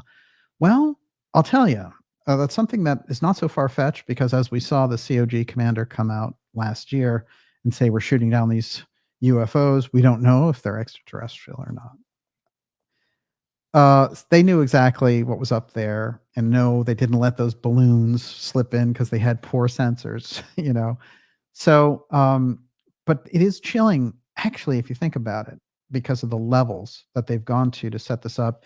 And if you think about somebody like Cheney going so hardcore against Trump in this election, that is the COG contingent standing up and saying, no Trump, baby. That doesn't work with our COG deal. No, no, no. Give us Harris, Waltz, They want a weird ding-dong like Waltz in there. So I'll do the John Lennon thing, and then we'll get into your questions. Okay. How's that? Everyone, you're watching the Dark Journalist Show. Assassination in the UFO file. Deeper special report here for you tonight. I want to remind you also, if you're new here especially, to go to darkjournalist.com and sign up for our newsletter. That's a free newsletter. I've shown you with the ridiculous search results the kind of censorship that we're under. But the newsletter lets you in on all the amazing shows we have coming up for you. Interviews, powerhouse interviews, X-Series episodes, documentaries, The Craze in the Hot Zone, Hacking Atlantis is up there now. And live events, all these exciting things that are coming up for you, along with the incredible conclusion to the story of the year, election 2024, the alliance of Trump and Bobby against this thing, Harris, Waltz, and the media. How this is going to play out quite dramatically as it comes down. It's all there in that newsletter. Stand up and be counted. It's a free newsletter, and it's there for you. Get it directly in your inbox. Don't wait, and don't count on Google. Okay. Before I go into Mr. Lennon, one of my favorites, what do you got? Dow Jones Mueller. Was Guy Banister the original Man in Black? Absolutely. Well, look, here's one thing I want you to understand about Men in Black, that the stories almost always contain a metaphysical aspect. So my own interpretation of the Men in Black is that they're thought projections that are created with the help of groups like the indigenous groups of the Sami people.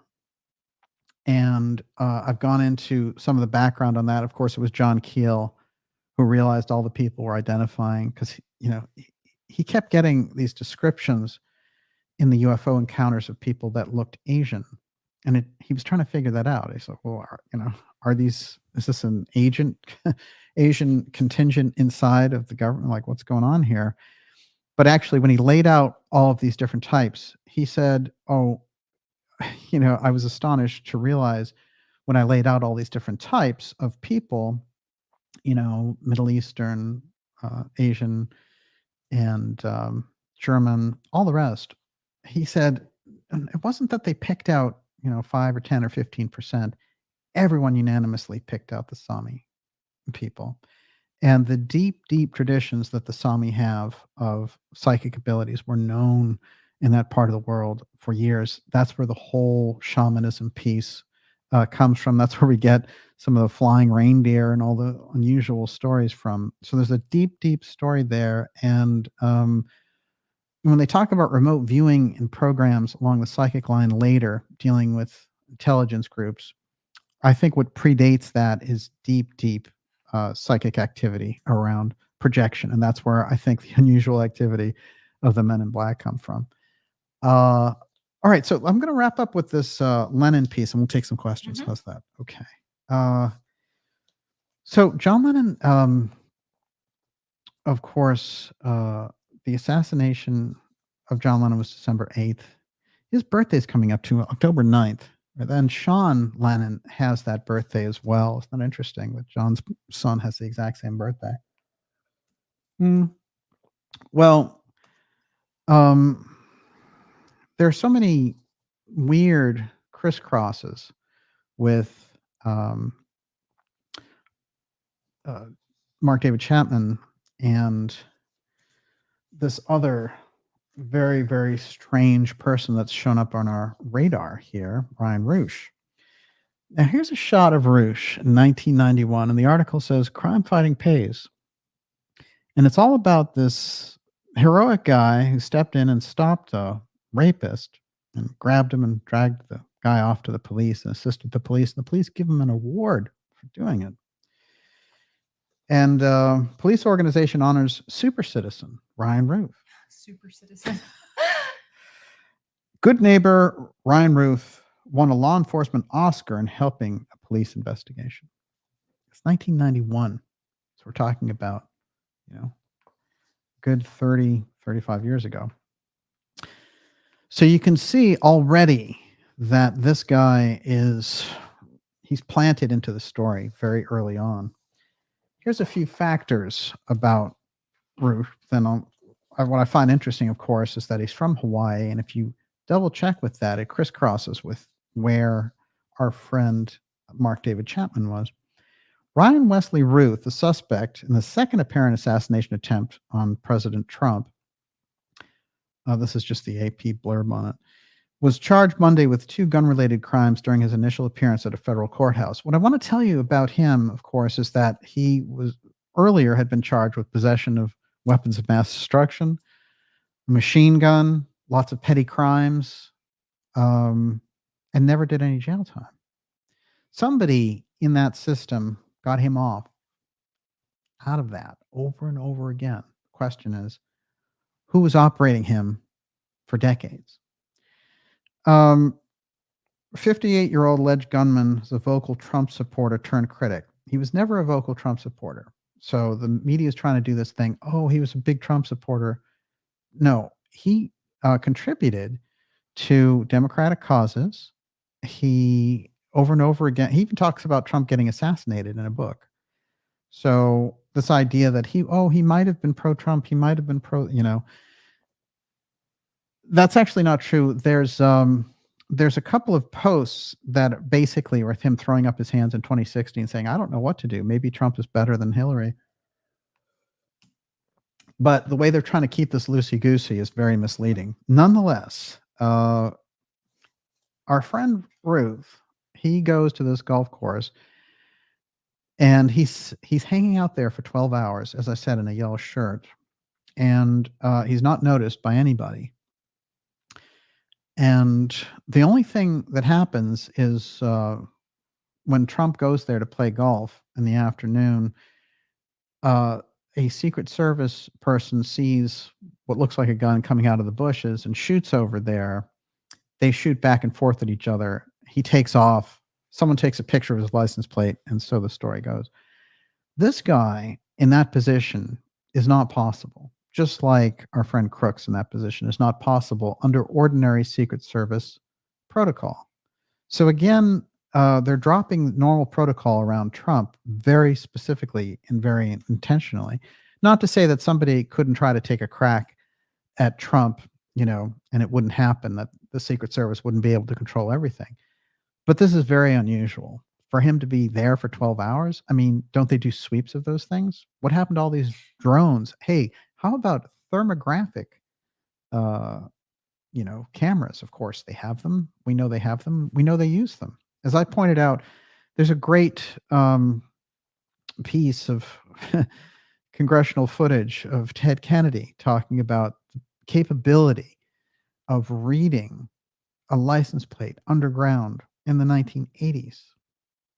So, can you imagine the things that they have? Just like with crooks, they were like, "Oh, damn it, we're going to use better technology next time. We won't have, we'll have to borrow drones from local law enforcement. It'll be okay." This is ridiculous. This is the most super sophisticated, well-financed security organization in the world, the Secret Service.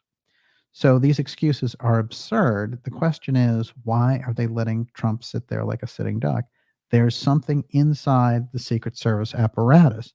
Well, what you'll learn is in the first event, of course, the Secret Service was highly supplemented by Homeland Security personnel. This is where I think the major disconnect comes from. Yeah, what do you got? How did they know he was there for 12 hours? Well, they figured it out. It's very interesting, actually. I'll read a little bit of how they got to this.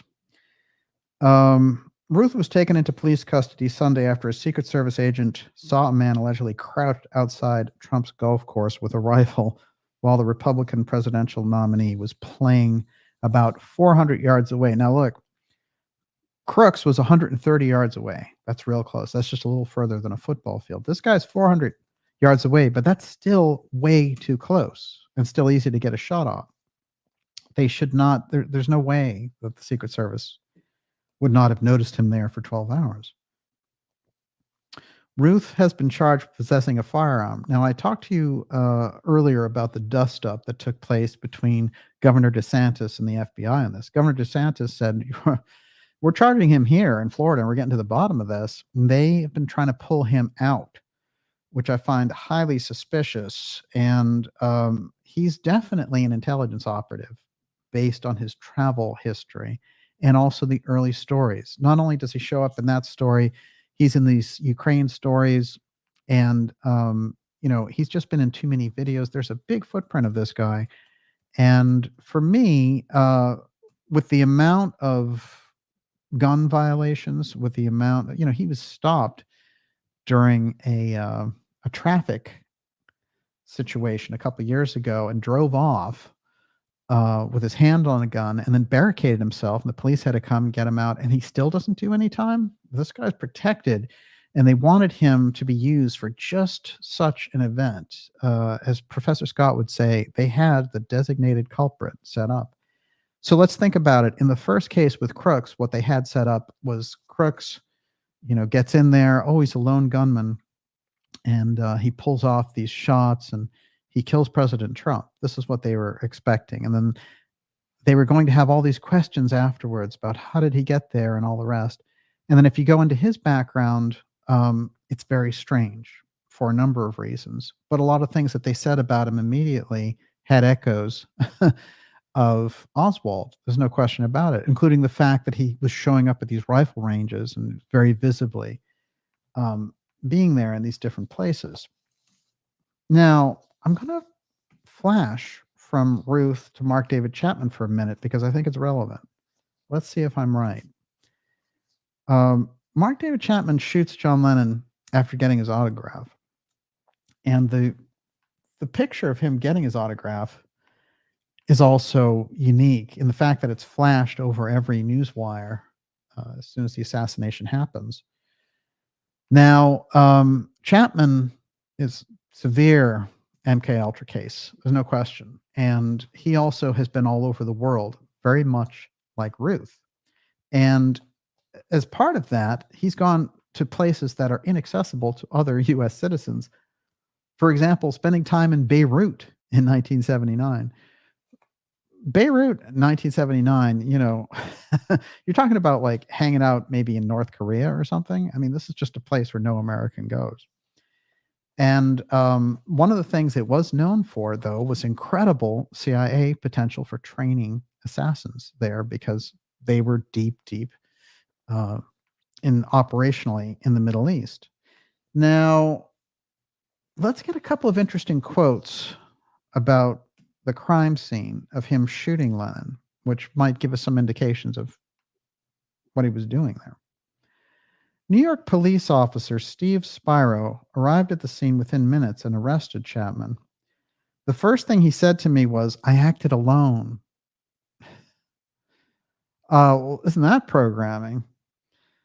Spyro said, I thought that was very strange. And then he said, don't hurt me.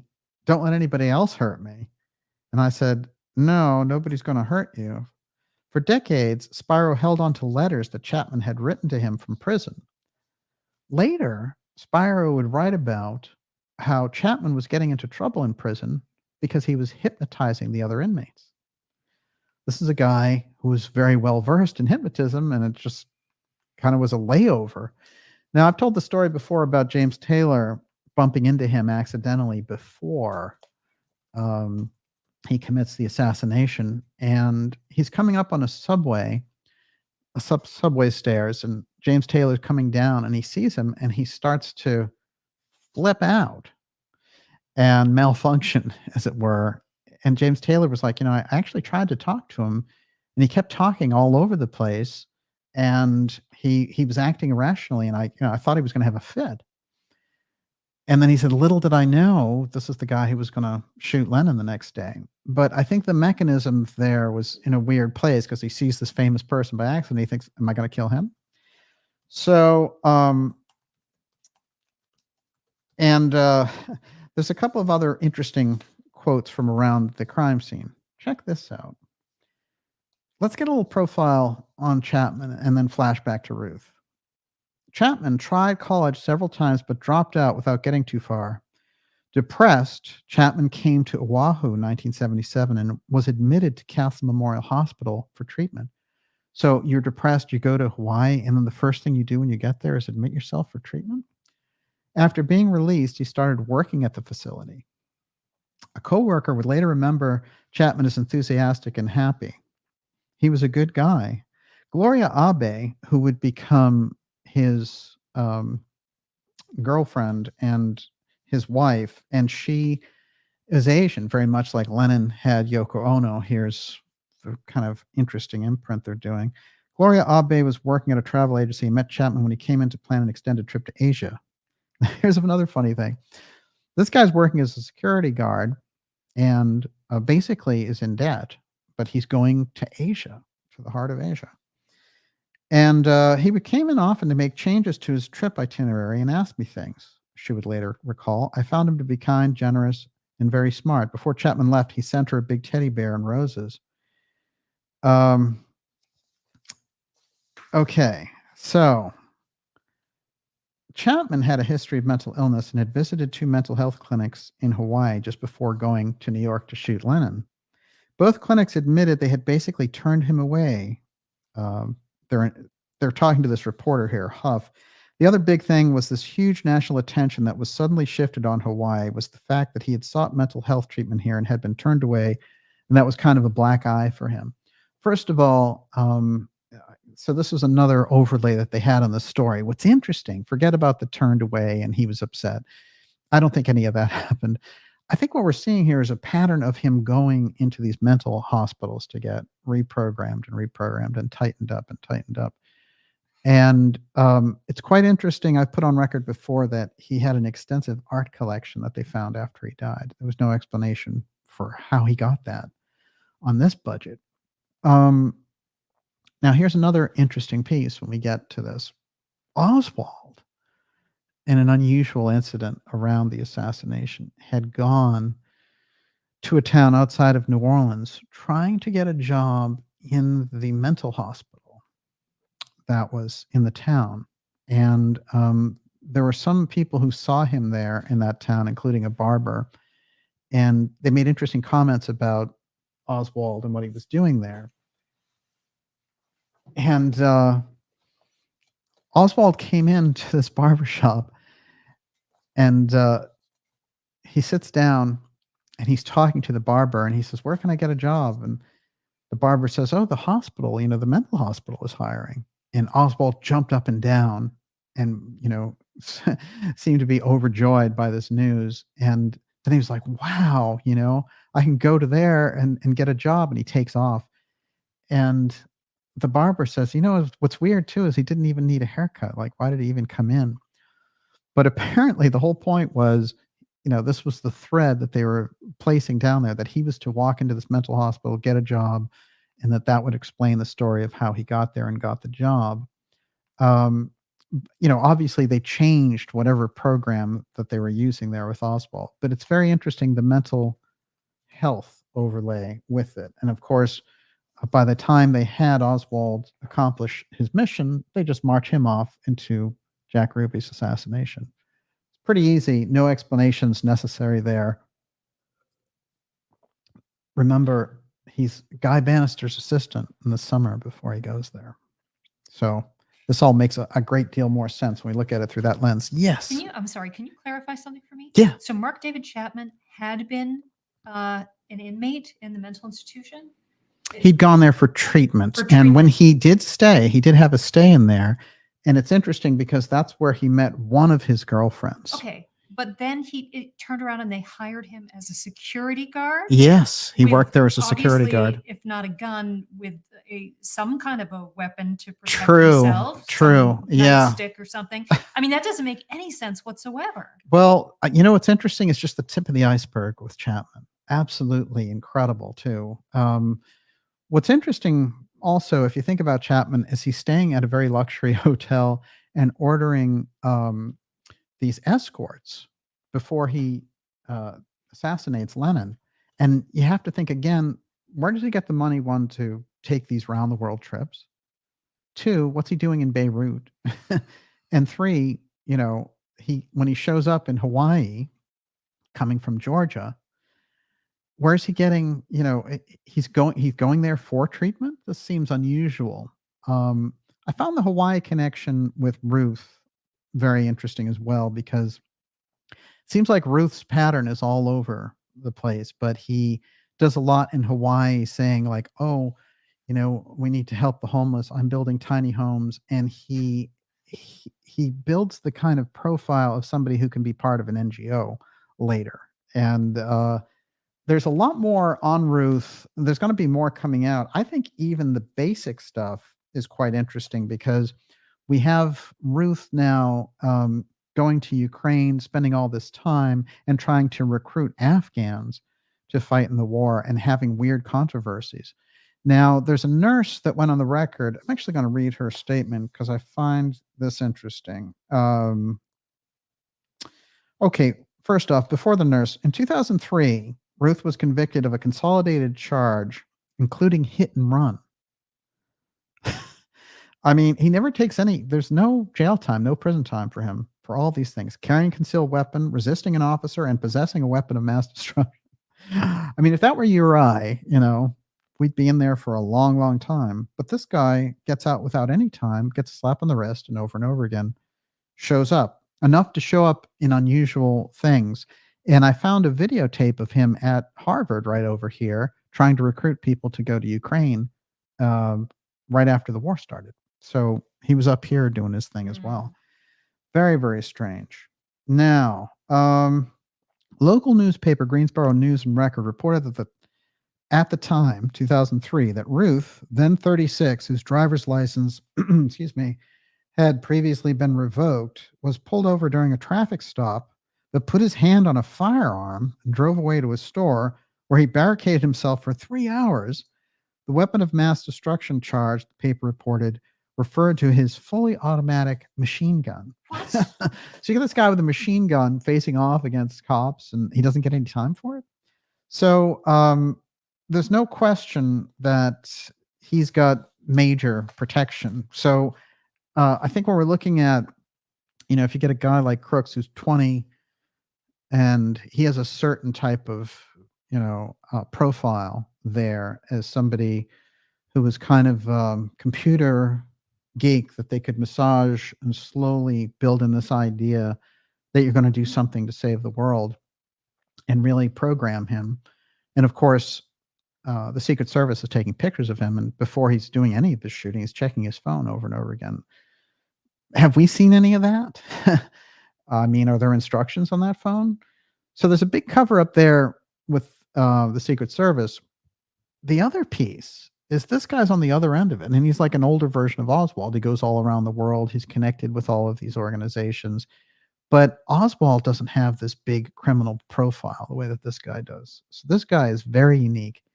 And he's older. I mean, Oswald was what, 24? True. Yeah. And Oswald, had been put in jail only for having a fight with agitators on the street, right? And of course, it was the FBI that gets him out of that. So, but when we look at Ruth, who is 58 years old, who has all these weapons charges, and who has been played the good guy and has been told he's a superhero fighting for Ukraine and we need to do all this, and then writes in a book that Iran has the perfect alibi, they have the perfect right to kill President Trump. That, I think, is the very telltale sign that this, again, like with Crooks, these were intended. Now, some people have suggested these might be shootings that are aimed at a different thing. They're aimed to scare Trump into changing position, getting out of the race, whatever it is. That's possible. But it seems to me, in the case of Crooks and in the case of Ruth, that they are there to do business. And I think in the first case, we can clearly see it's just by a trick of fate that Trump survived. And so, thank God some of the nonsense in the alternative media has cycled out about this being a staged event. And the mainstream media did their best to avoid the entire event, first of all. Then, second of all, they try to blame Trump for his own rhetoric, right? And now with this other version, they called it a golf club incident, not an assassination. So the mainstream, forget about them. They're as checked out as possible. But I think in the alternative, it's interesting because, the absurdity that you're going to set up an assassination attempt against yourself and it's going to be that close, it's just not possible. So any of those voices are absolutely ridiculous. And I have to also say, and I've been seeing a lot of this, the whole anti-Trump thing that, it designs itself as this kind of purist black pill thing that, oh, I'm against Trump and how can you be for Trump? None of the presidents matter and all that stuff. You have a Trump-Kennedy alliance going on here. Those people are against Trump and they're against Bobby. Who's the beneficiary? Harris. So it makes the black pill thing look like a device by the Democrats to roll in Harris. And, whether that's conscious or unconscious, that's the effect. So, be very careful in the grand scheme of things when you're doing this around this election, because you might wake up on November 5th. Is it really worth it to have that kind of a stance that, hey, you stood up against Trump all to get Harris as your president? Really think about that. And then think about the impact on you as a journalist and free speech. Walt will take your free speech in a heartbeat. He said it himself. A Kamala will take your free speech and you're gone. So these are not people who have any desire to enforce the Constitution. That's for sure. Everyone, you're watching the Dark Journalist Show. This is Assassination of the UFO File. We're going to take some of your questions now, and then we'll wrap up the show. Miss Olivia, it's all up to you. Okay, let's start here. Roosevelt Media News. So they tracked GPS history of Ruth's cell phone. That's how they knew how long he was there. Wally Tango Foxtrot says the FBI immediately reported the 12-hour window based on phone pings. The 12 hours reduced probability that he had inside info, plus no authorities saw his car for 12 hours on the side of the road. He's a Death Star community says there had to be inside info leaked to Ruth for him to be able to wait for Trump. And that implies a mole or some intel leak within his organization via cyber connection of some sort. Oh, I don't think there's any question. I absolutely agree with that. And where are they getting the information? For me, it's on the Secret Service side.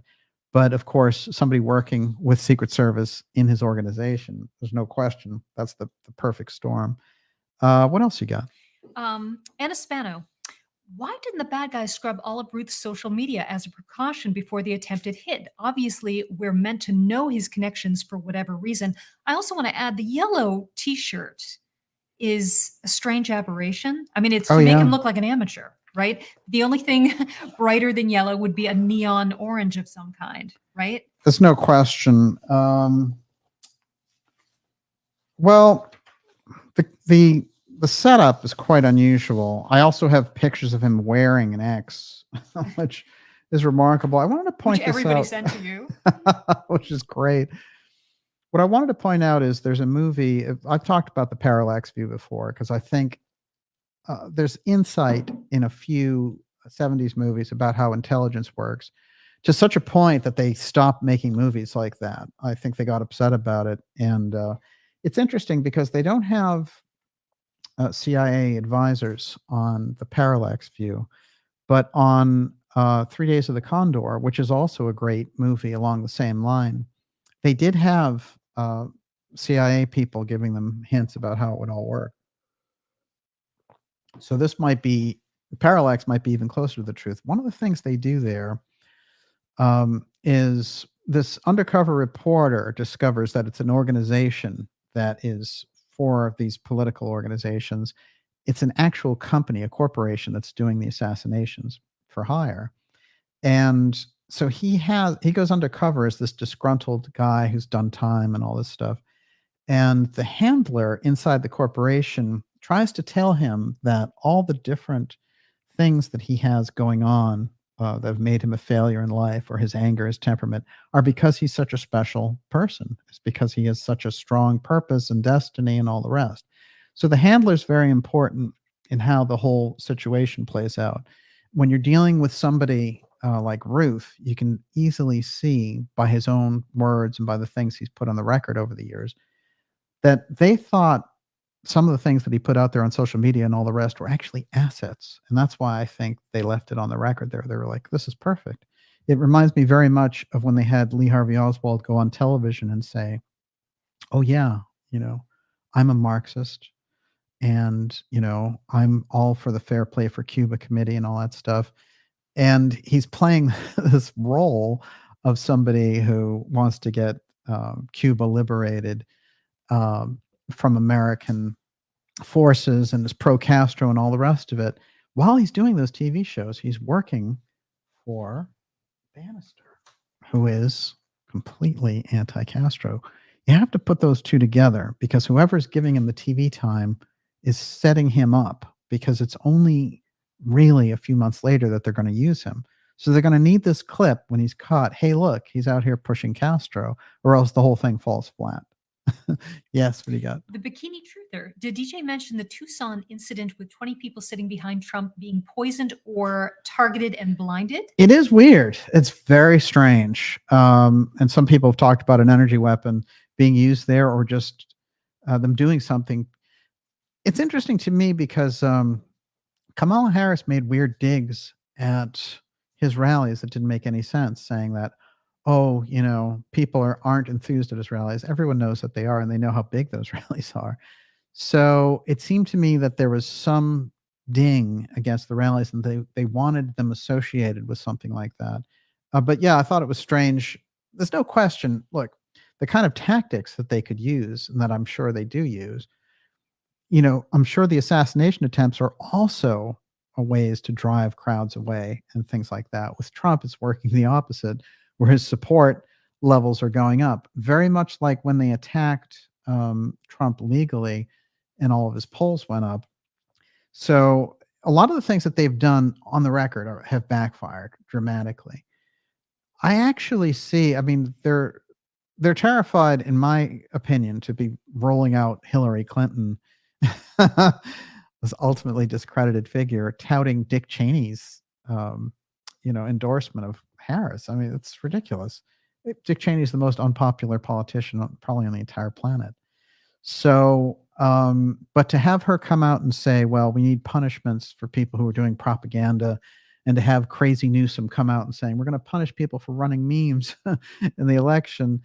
This is where these crazies want to go. And it's funny because it's happening in the UK at an alarming rate, where they are actually prosecuting people for running memes or for social media postings saying, I don't want my country overrun by this mass migration policy. That's a very legitimate position.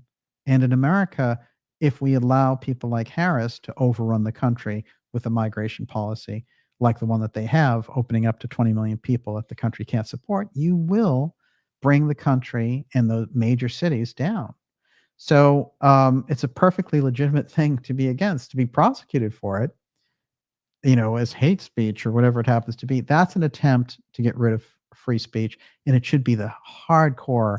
The whole immigration part is the hardcore issue in the election. Yes. Well, is it revelation of the method? So they're telegraphing exactly what they're going to do. So when they steal the election, they say, "Oh, we're mandated to do this." Well, look, there's other things that they could do. They could, Trump. Let's say Trump wins the election, so they have the sentencing after that. They could try monkey business there, and then they have that one crazy. I think it's Maryland congressman who said, "Well, the Supreme Court wouldn't do it, so we're going to have to stop Trump from being, he doesn't have the right to run, so therefore we're going to stop him from being made president in the inauguration." So they have a lot of weird things up their sleeve. What's interesting for me is I see the weirdest period. I mean, the election is a big haul, no question about it. But if Trump gets it, then the period when he's president-elect, I think, becomes extreme, like deep state territory, deep state playground for the things that they may want to pull.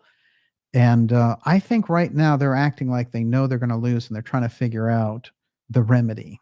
And they've tried assassination, they've tried the legal part. And for me, trying disqualification isn't going to do it. So, that's why I go back to the period post-election, pre-inauguration. I think you could see a lot of fireworks there. Yes. Distance sight. Please, please, please have DJ discuss the real power in the Electoral College, not the popular vote.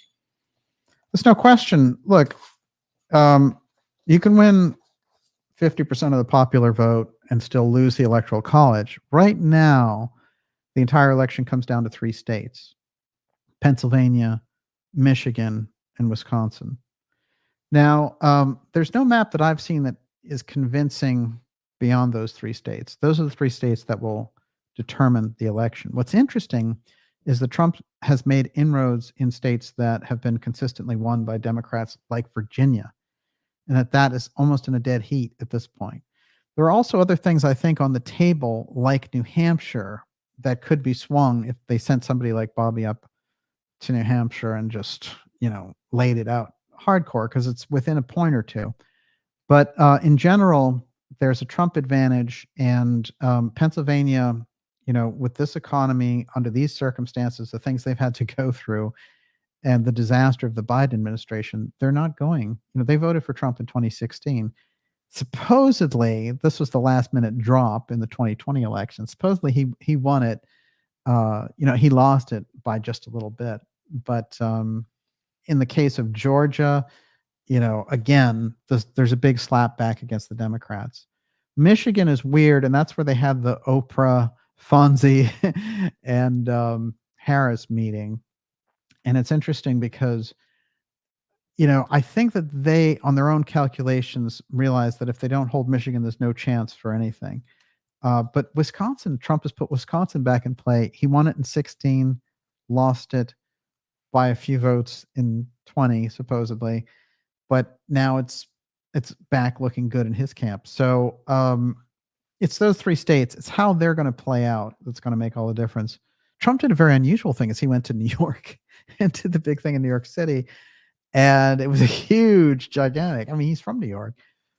But so something in this guy's mind thinks he can swing New York. That's confidence. It's the downvotes. Oh, true. The downvotes and how he affects congressional races, absolutely. Plus, it was probably just, I'm sure it was fun also. Everyone, you're watching the Dark Journalist Show. This is Assassination in the UFO File. We're just going to take a couple more questions and call it a night. I want to remind you before you go, especially if you're new here, to go to darkjournalist.com, sign up for our newsletter. It's a free newsletter. It lets you know about some incredible things we have coming up for you. Now, we're shooting 2 new documentaries at the end of September and into October, mind blowers. And some of the seeds of that are in Wise Guys in the Hot Zone. I highly recommend you watch the episode that we started off the year with. But of course, the newsletter is going to let you know about incredible interviews that we have for you, X-series episodes to blow your mind, and all that's coming up for you in September and October. Make sure you stand up and be counted and get on that newsletter list. Miss Olivia, Europe. And that Chris said it was UV lasers used at that rally. Oh yeah, well I can believe it. I can believe it.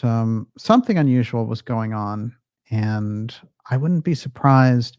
Think about it. Their ultimate in the chambers of the World Economic Forum and at Davos when they get together and high five each other and all the rest. Their terror is a real populist movement. When RFK came out on that stage and got behind Trump, it changed the whole dynamics of the race. He took his supporters and, his transparency. And this is why I go off on the black pill stuff.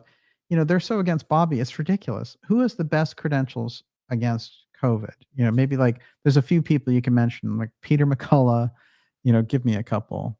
I can't think of anybody. Well, right now. think about it. Basically, RFK Jr., that's it. That's the top of the pyramid for getting through the COVID mess. So what have you got left really to complain about in terms of a candidate at this point? I mean, you're never going to get a perfect candidate, but the Trump Kennedy alliance is, this for one respects the Constitution. Two, they'll definitely hold the border. Both of them are dedicated to that, which is absolutely crucial. And three, economically, Trump knows exactly what he's doing. Four, he's not big into starting wars. Remember, the group that he's associated with loves Fortress America. They don't like empire building. That's not their trip.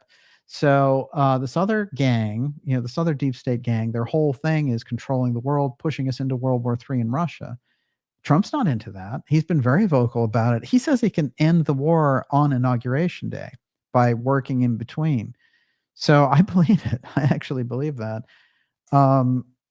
That war is such a disgrace, and for America to use it as a proxy war against Russia is absurd.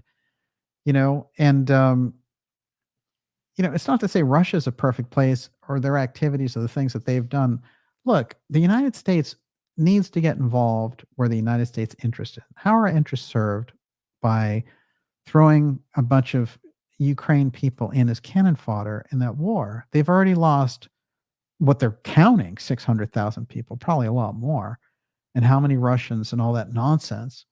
But the military machines are making a lot of money from this. So, these are supposedly environmentalists. How many ridiculous, just in the pipeline blow up itself, how much CO2 did that release? Come on. So there's no peace process. This is a disgraced administration. Biden and Harris are complete failures. The worst presidential ticket I've ever seen in my life. You've never seen anything like that. Think about it. Think back in your lifetime. Yeah, Bush, Cheney were pretty bad, but this, Biden, Harris, there's no leadership there at all. And all they're trying to do is go to Russia into some kind of nuclear exchange, which is insane. So that whole plan there, the other thing that the World Economic Forum was trying to do, remember, after they lost all the credibility after pulling the COVID op, they sent the word out to their people, and the whole thing was regain public trust. So you had people like Jack Dorsey, who had been right in the heart of all the intelligence agents calling the Hunter Biden laptop Russian misinformation and the 51 officials coming on board. James Clapper was on board with that, the same guy that Lou Elizondo said, hey, I'm dedicating my book to you, Clapper. That lets you know where those people stand. So, get real about who you're dealing with here. Jack Dorsey now pretends he's like, oh, I'm on the side of the people.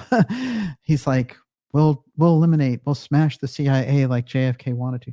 Jack Dorsey, they threatened you when you went to Davos and they said, don't let Trump win no matter what. And then you stopped the New York Times from publishing a real story. That's a disgrace. He's never apologized for that.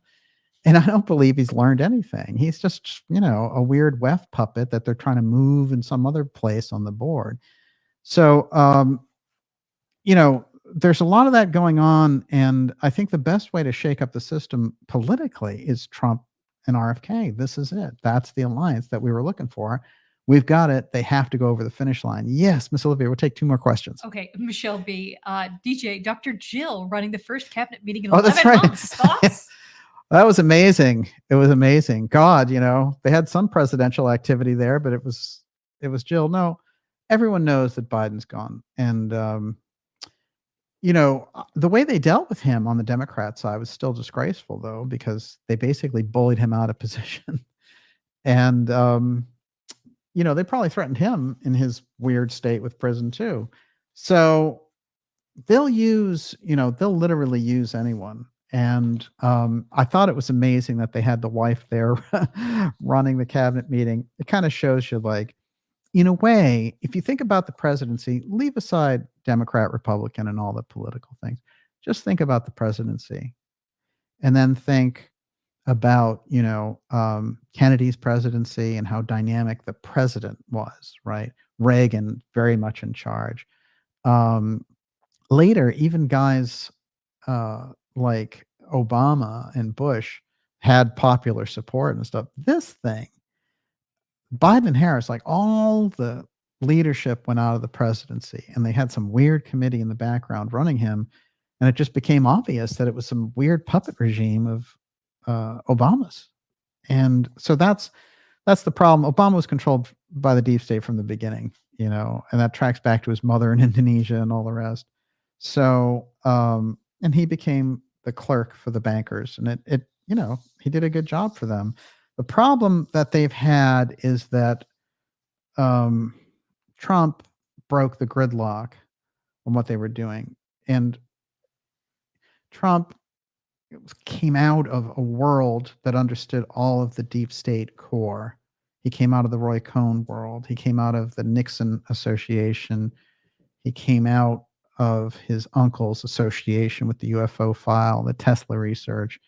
It's a different entity for them to be working with.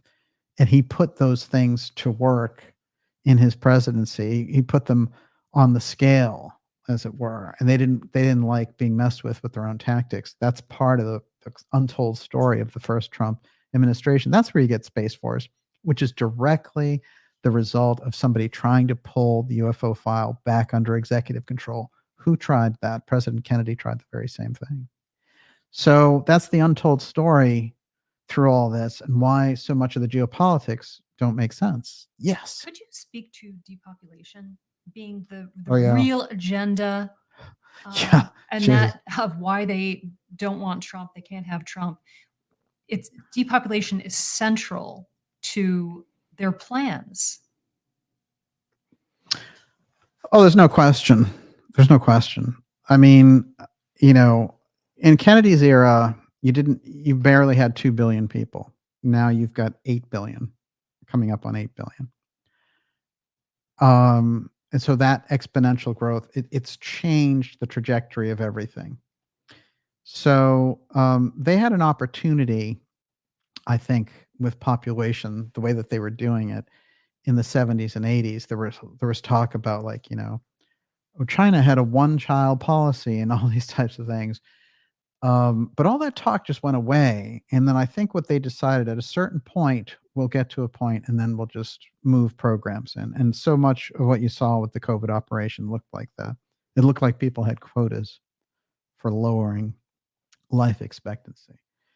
And those types of playing God decisions are what they thrive on. And I think it's become harder and harder to hide the decision for depopulation, because you can't explain the types of moves that they've taken in the meantime. And they're very different. Think about something like September 11th. That did turn the culture into a more militant situation. It had us under terror watches and things of this nature. And they violated the Constitution with the Patriot Act, which Dick Cheney wrote. And of course, Dick Cheney is now endorsing Harris. So there's no question that we've gone through different moves in society, the financial coup d'etat, this closing, but if you think of where we were in the early 2000s, technology just starting to take off, it was a different place. There was still cause for optimism and all the rest. This is quite the clash in culture because they're trying to move the technology into your lives as a way to centralize control over you. So the election is a real snapshot of that. And I would particularly say that the selection of Waltz, who doesn't respect free speech, has a real deep history, and it looks like a dark history with China. Um, that's a dangerous addition to that ticket, and it sums up exactly where that thing is going. So I think in this election you have one chance, which is that Trump Kennedy alliance, and I think that's the only sensible approach. Yes. Right, but make America healthy again is extremely dangerous. Oh my God. They've been living on the opposite. Well, it's And not that's been enough to going on for a long depopulate. time. I mean, they Yeah. want to make a profit on you while they're killing you. Right. We're going to do a number of things. I think it's pretty interesting and pretty wild when we think about just how far things have gone. And I noticed that Edward Snowden made a commentary about Ryan Ruth, which I wanted to say here because it was so in tune. And remember, our friend Snowden there worked for Booz Allen Hamilton. The intelligence contractor knows a lot about how these people operate. And he says, quote, "We know little so far, but with alleged Trump shooters' personal and public participation in military activity in Ukraine, it's hard to imagine this White House agencies can claim zero contact, clean hands. Something of an Oswald vibe here. Congress should get answers." Boy, is that exactly right on. And that coming from Snowden, wow, that says a lot. So with that, Miss Olivia, I think we'll wrap up tonight's Okay, show. final question. Yes. Channeling the heart, Barbara Joyce. If Trump gets elected, will he release that scary file that he has and hold the deep state hostage? How do they dare to take him out if he has that file as an insurance policy? Well, yeah, I think the file aspect, it's knowledge of things relating to advanced technology. I think it goes all the way back in his family, and I think as president, he got more access to it. And so I think there are a couple of core things in the public that we know about. One is the JFK assassination files.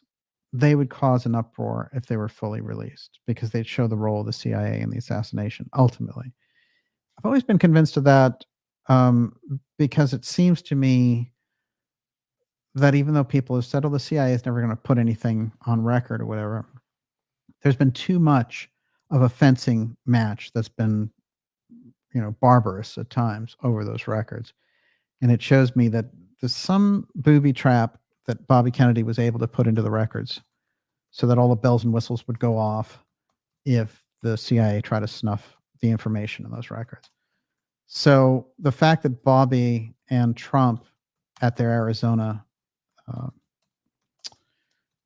event getting together pledged that they were going to do this is dramatic because Bobby on the family side and Trump on the side of, I'm going to reveal this now. And he's talked out of it, he said, by, the CIA director at the time. And it's very interesting because they were flipping out because they thought Trump was going to do this. And he released a couple of good things out of it, but he did not release the full file, which he was mandated to by law. Then Biden came in and said, no, we're never going to release it. So that's where it sits right now. Those records are dramatic and they will change the trajectory because people will understand, Kennedy was taken out. So it changes the trajectory. And the reality around the Central Intelligence Agency removing the president, I think, will become very obvious from the release of the rest of those files.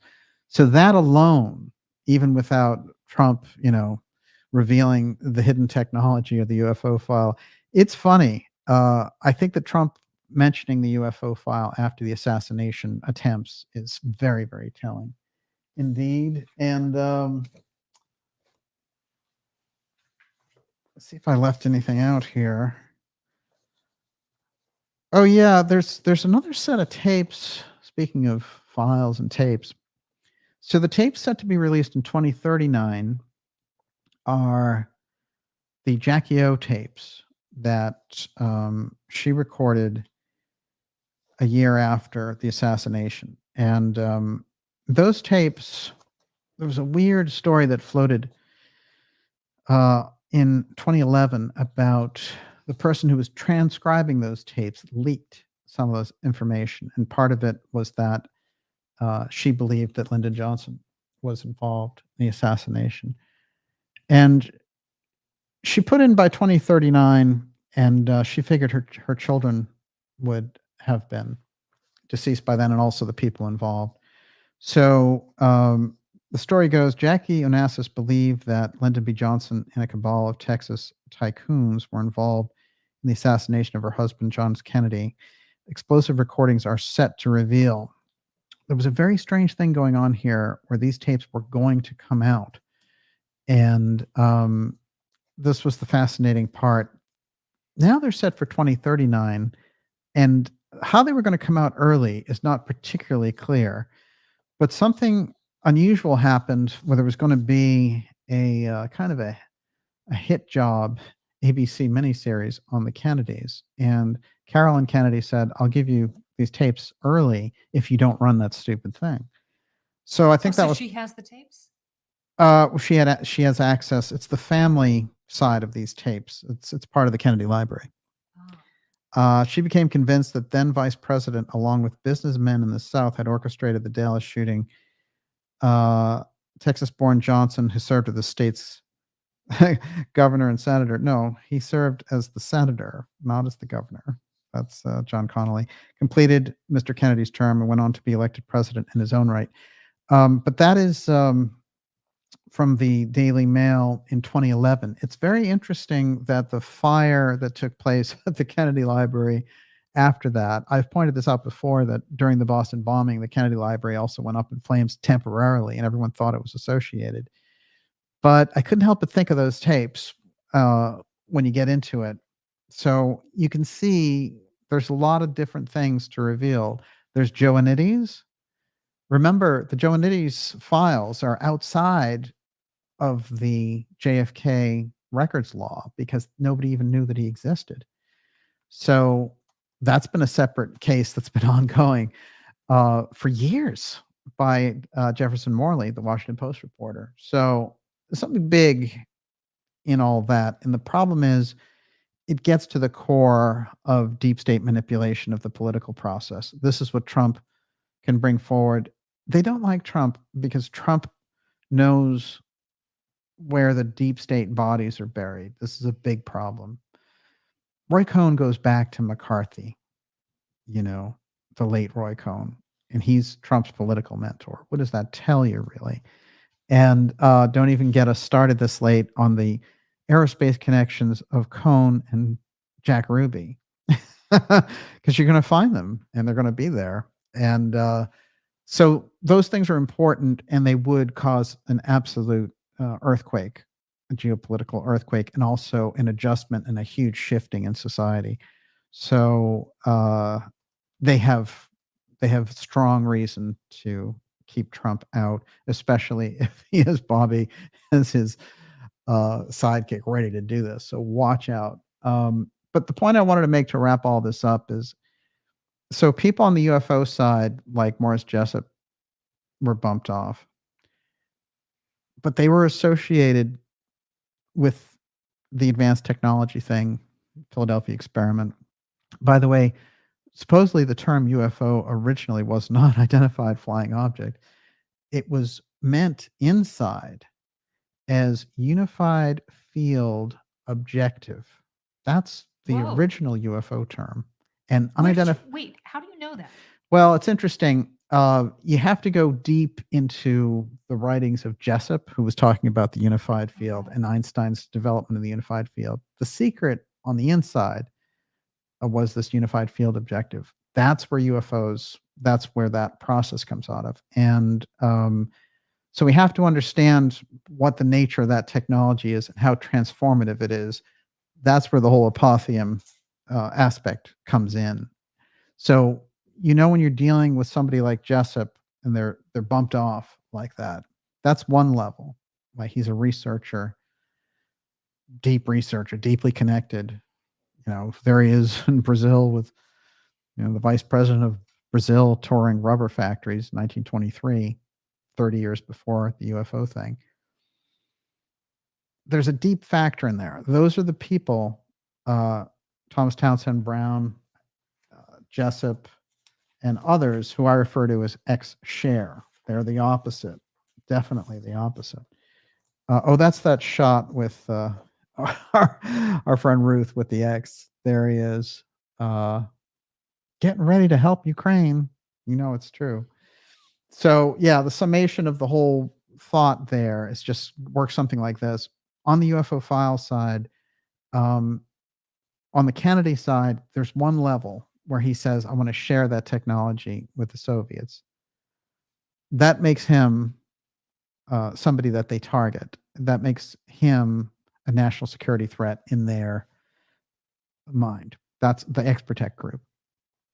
Somebody like Jessup as well, Lloyd Berkner, James McDonald, they become threats for the very same reason, and I think are very unceremoniously eliminated as a result of that.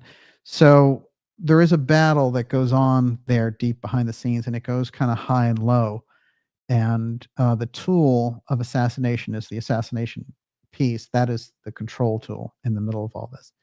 To keep that in mind. And with that, Miss Olivia, we're done for tonight. Okay. I want to recommend one book which doesn't come up on the radar very much, but Paris Flamond is somebody that I've recommended for his Kennedy research. Such a deep researcher, and then all of his books went out of circulation. I'm sure Miss Olivia can tell you, I did an incredible search, dragnet for these things, and eventually found his Assassination of America. I'm sorry. Who found it? You were incredibly helpful in that endeavor. But I will tell you this, that when you get into the whole piece, you're going to find Flamond's work was incredibly advanced. And Flamond is not somebody who is spoken of enough along these topics. But what I want to tell you is that he dealt with the UFO file as well as the Kennedy assassination. And I think that is the kind of research, when you get into it, that you're going to go deep. So I want to recommend his work, UFO Exists, and that'll give you a different spin. It's sort of like before a lot of the things kicked in around the UFO file. And Flamond is somebody I highly recommend in any case. And with that, Miss Olivia, you're up. Okay, let me get this ready. Okay, fan funding. Let's thank Elarminine Bay, Descat Brock, Just a Girl, Robert Scott, Wolfgang McCarthy, Terry Doherty, Thomas Ball, Roosevelt Media News, Mr. X, Ryan Osiris, Quantum Paradox, Jay Parsons, Eurythmia's Fun, Erica Swenson Elliott, Gaia Genie, Jay Lizard, Creme de Menthe, Nancy Mercier, John Folden, Mark Lingerfelt, Apulia 2001, Jennifer and Bucks, C.A. Bever-Forden, Channeling the Heart, Barbara Joyce, and Eurythmia's Fun again. Thank you so much for your generous super chats. Wow, incredible. We really appreciate your support. I wanted to mention the Hawaii-based thing, the tie over with Ruth. I'll just throw this in at the end. He has, since 2018, been the owner of Camp Box Honolulu, which, according to its website, specializes in constructing mobile and towable units, storage sheds, off-grid, and small structures across the island of Oahu. Where was it that Mark David Chapman went and checked in for depression? Oahu. So there's something with Oahu and assassination. And it's interesting because I've heard before that Hawaii is an assassination training center, or particularly it's good on the MK Ultra side, because being off the mainland, it makes it much more difficult to track. And so very, very interesting. And we'll be keeping a very close eye on the Ruth story. I'll do some shout outs here before we leave here tonight. Esther Taylor, it's great to see you. Bardo, Griffin Eagle. Let's see. Corey Anderson, Ivan Langley, Giza Death Star. It's good to see you out there, sir. Marino Bryant, The entire replicant government. I like that. Somebody said something else about a replicant before we started. I guess replicant is the word of the day. Let's see here. Bikini Truther. It's great to see you. Esoteric 369. Aha. Unified field object. That's it. That's the one. That's your real UFO. Forget about unidentified flying object. All right. Johann Wolf, Karen Carpenter. Lovely fellow. Esther Taylor, Ann Spano. Good night, all, says Lester. Excellent. Wayne Peak, James Douglas, Shane Walker. Joseph just ordered that new book. Very stoked. Indeed. Danny Edmonds, Darcy Edmonds. Trumps have dirt on everyone dirty who did business with them. Good point. Let's see. McCarthy wasn't wrong, says Belladonna. Fantastic. Wow. Can I just mention something? Yes. You did not mention Diddy at all. Diddy. Oh, yeah. Well, I guess a lot of other people have picked up the slack on that, but wow. Unbelievable. And not much of a surprise. Najat Madre, it's great to see you out there. Good night, dear X fam. Indeed. The Ideas Room was cooking tonight. Liberty Thunder out there, indeed. We will be back with you next week. And, Malia Grimm. There she is. Great show, DJ. Love the Yucatan connection. Indeed. And of course, she has a great Yucatan connection, and so does Mr. Bosley, Walter Bosley. Joseph Tugas, Nina Says, Al Qaeda, Kennedy assassination there. Joseph, I saw that. Awesome show. Roosevelt Media News. Thanks, DJ and Olivia. Fantastic. Thanks. Great to have you out there. I know Kate's out there. It's great to see you. Nick Malone. Jen Passavant. Amazing show as always. Thank you. It's great to have you all out there. What a fantastic, amazing room. Miss Olivia, congratulations. Great questions tonight. We will see you all next week. Hopefully there won't be any assassination attempts between now and then. And, it says end broadcast, but after all, never really ends. It never really ends. Fantastic show with you all tonight. And, never let it be forgot. Once there was a Camelot, and there can be again. Just think you got the Bobby Trump alliance. I think something big. Come on there, and let's all be a part of it. So we'll see you all next week. God bless.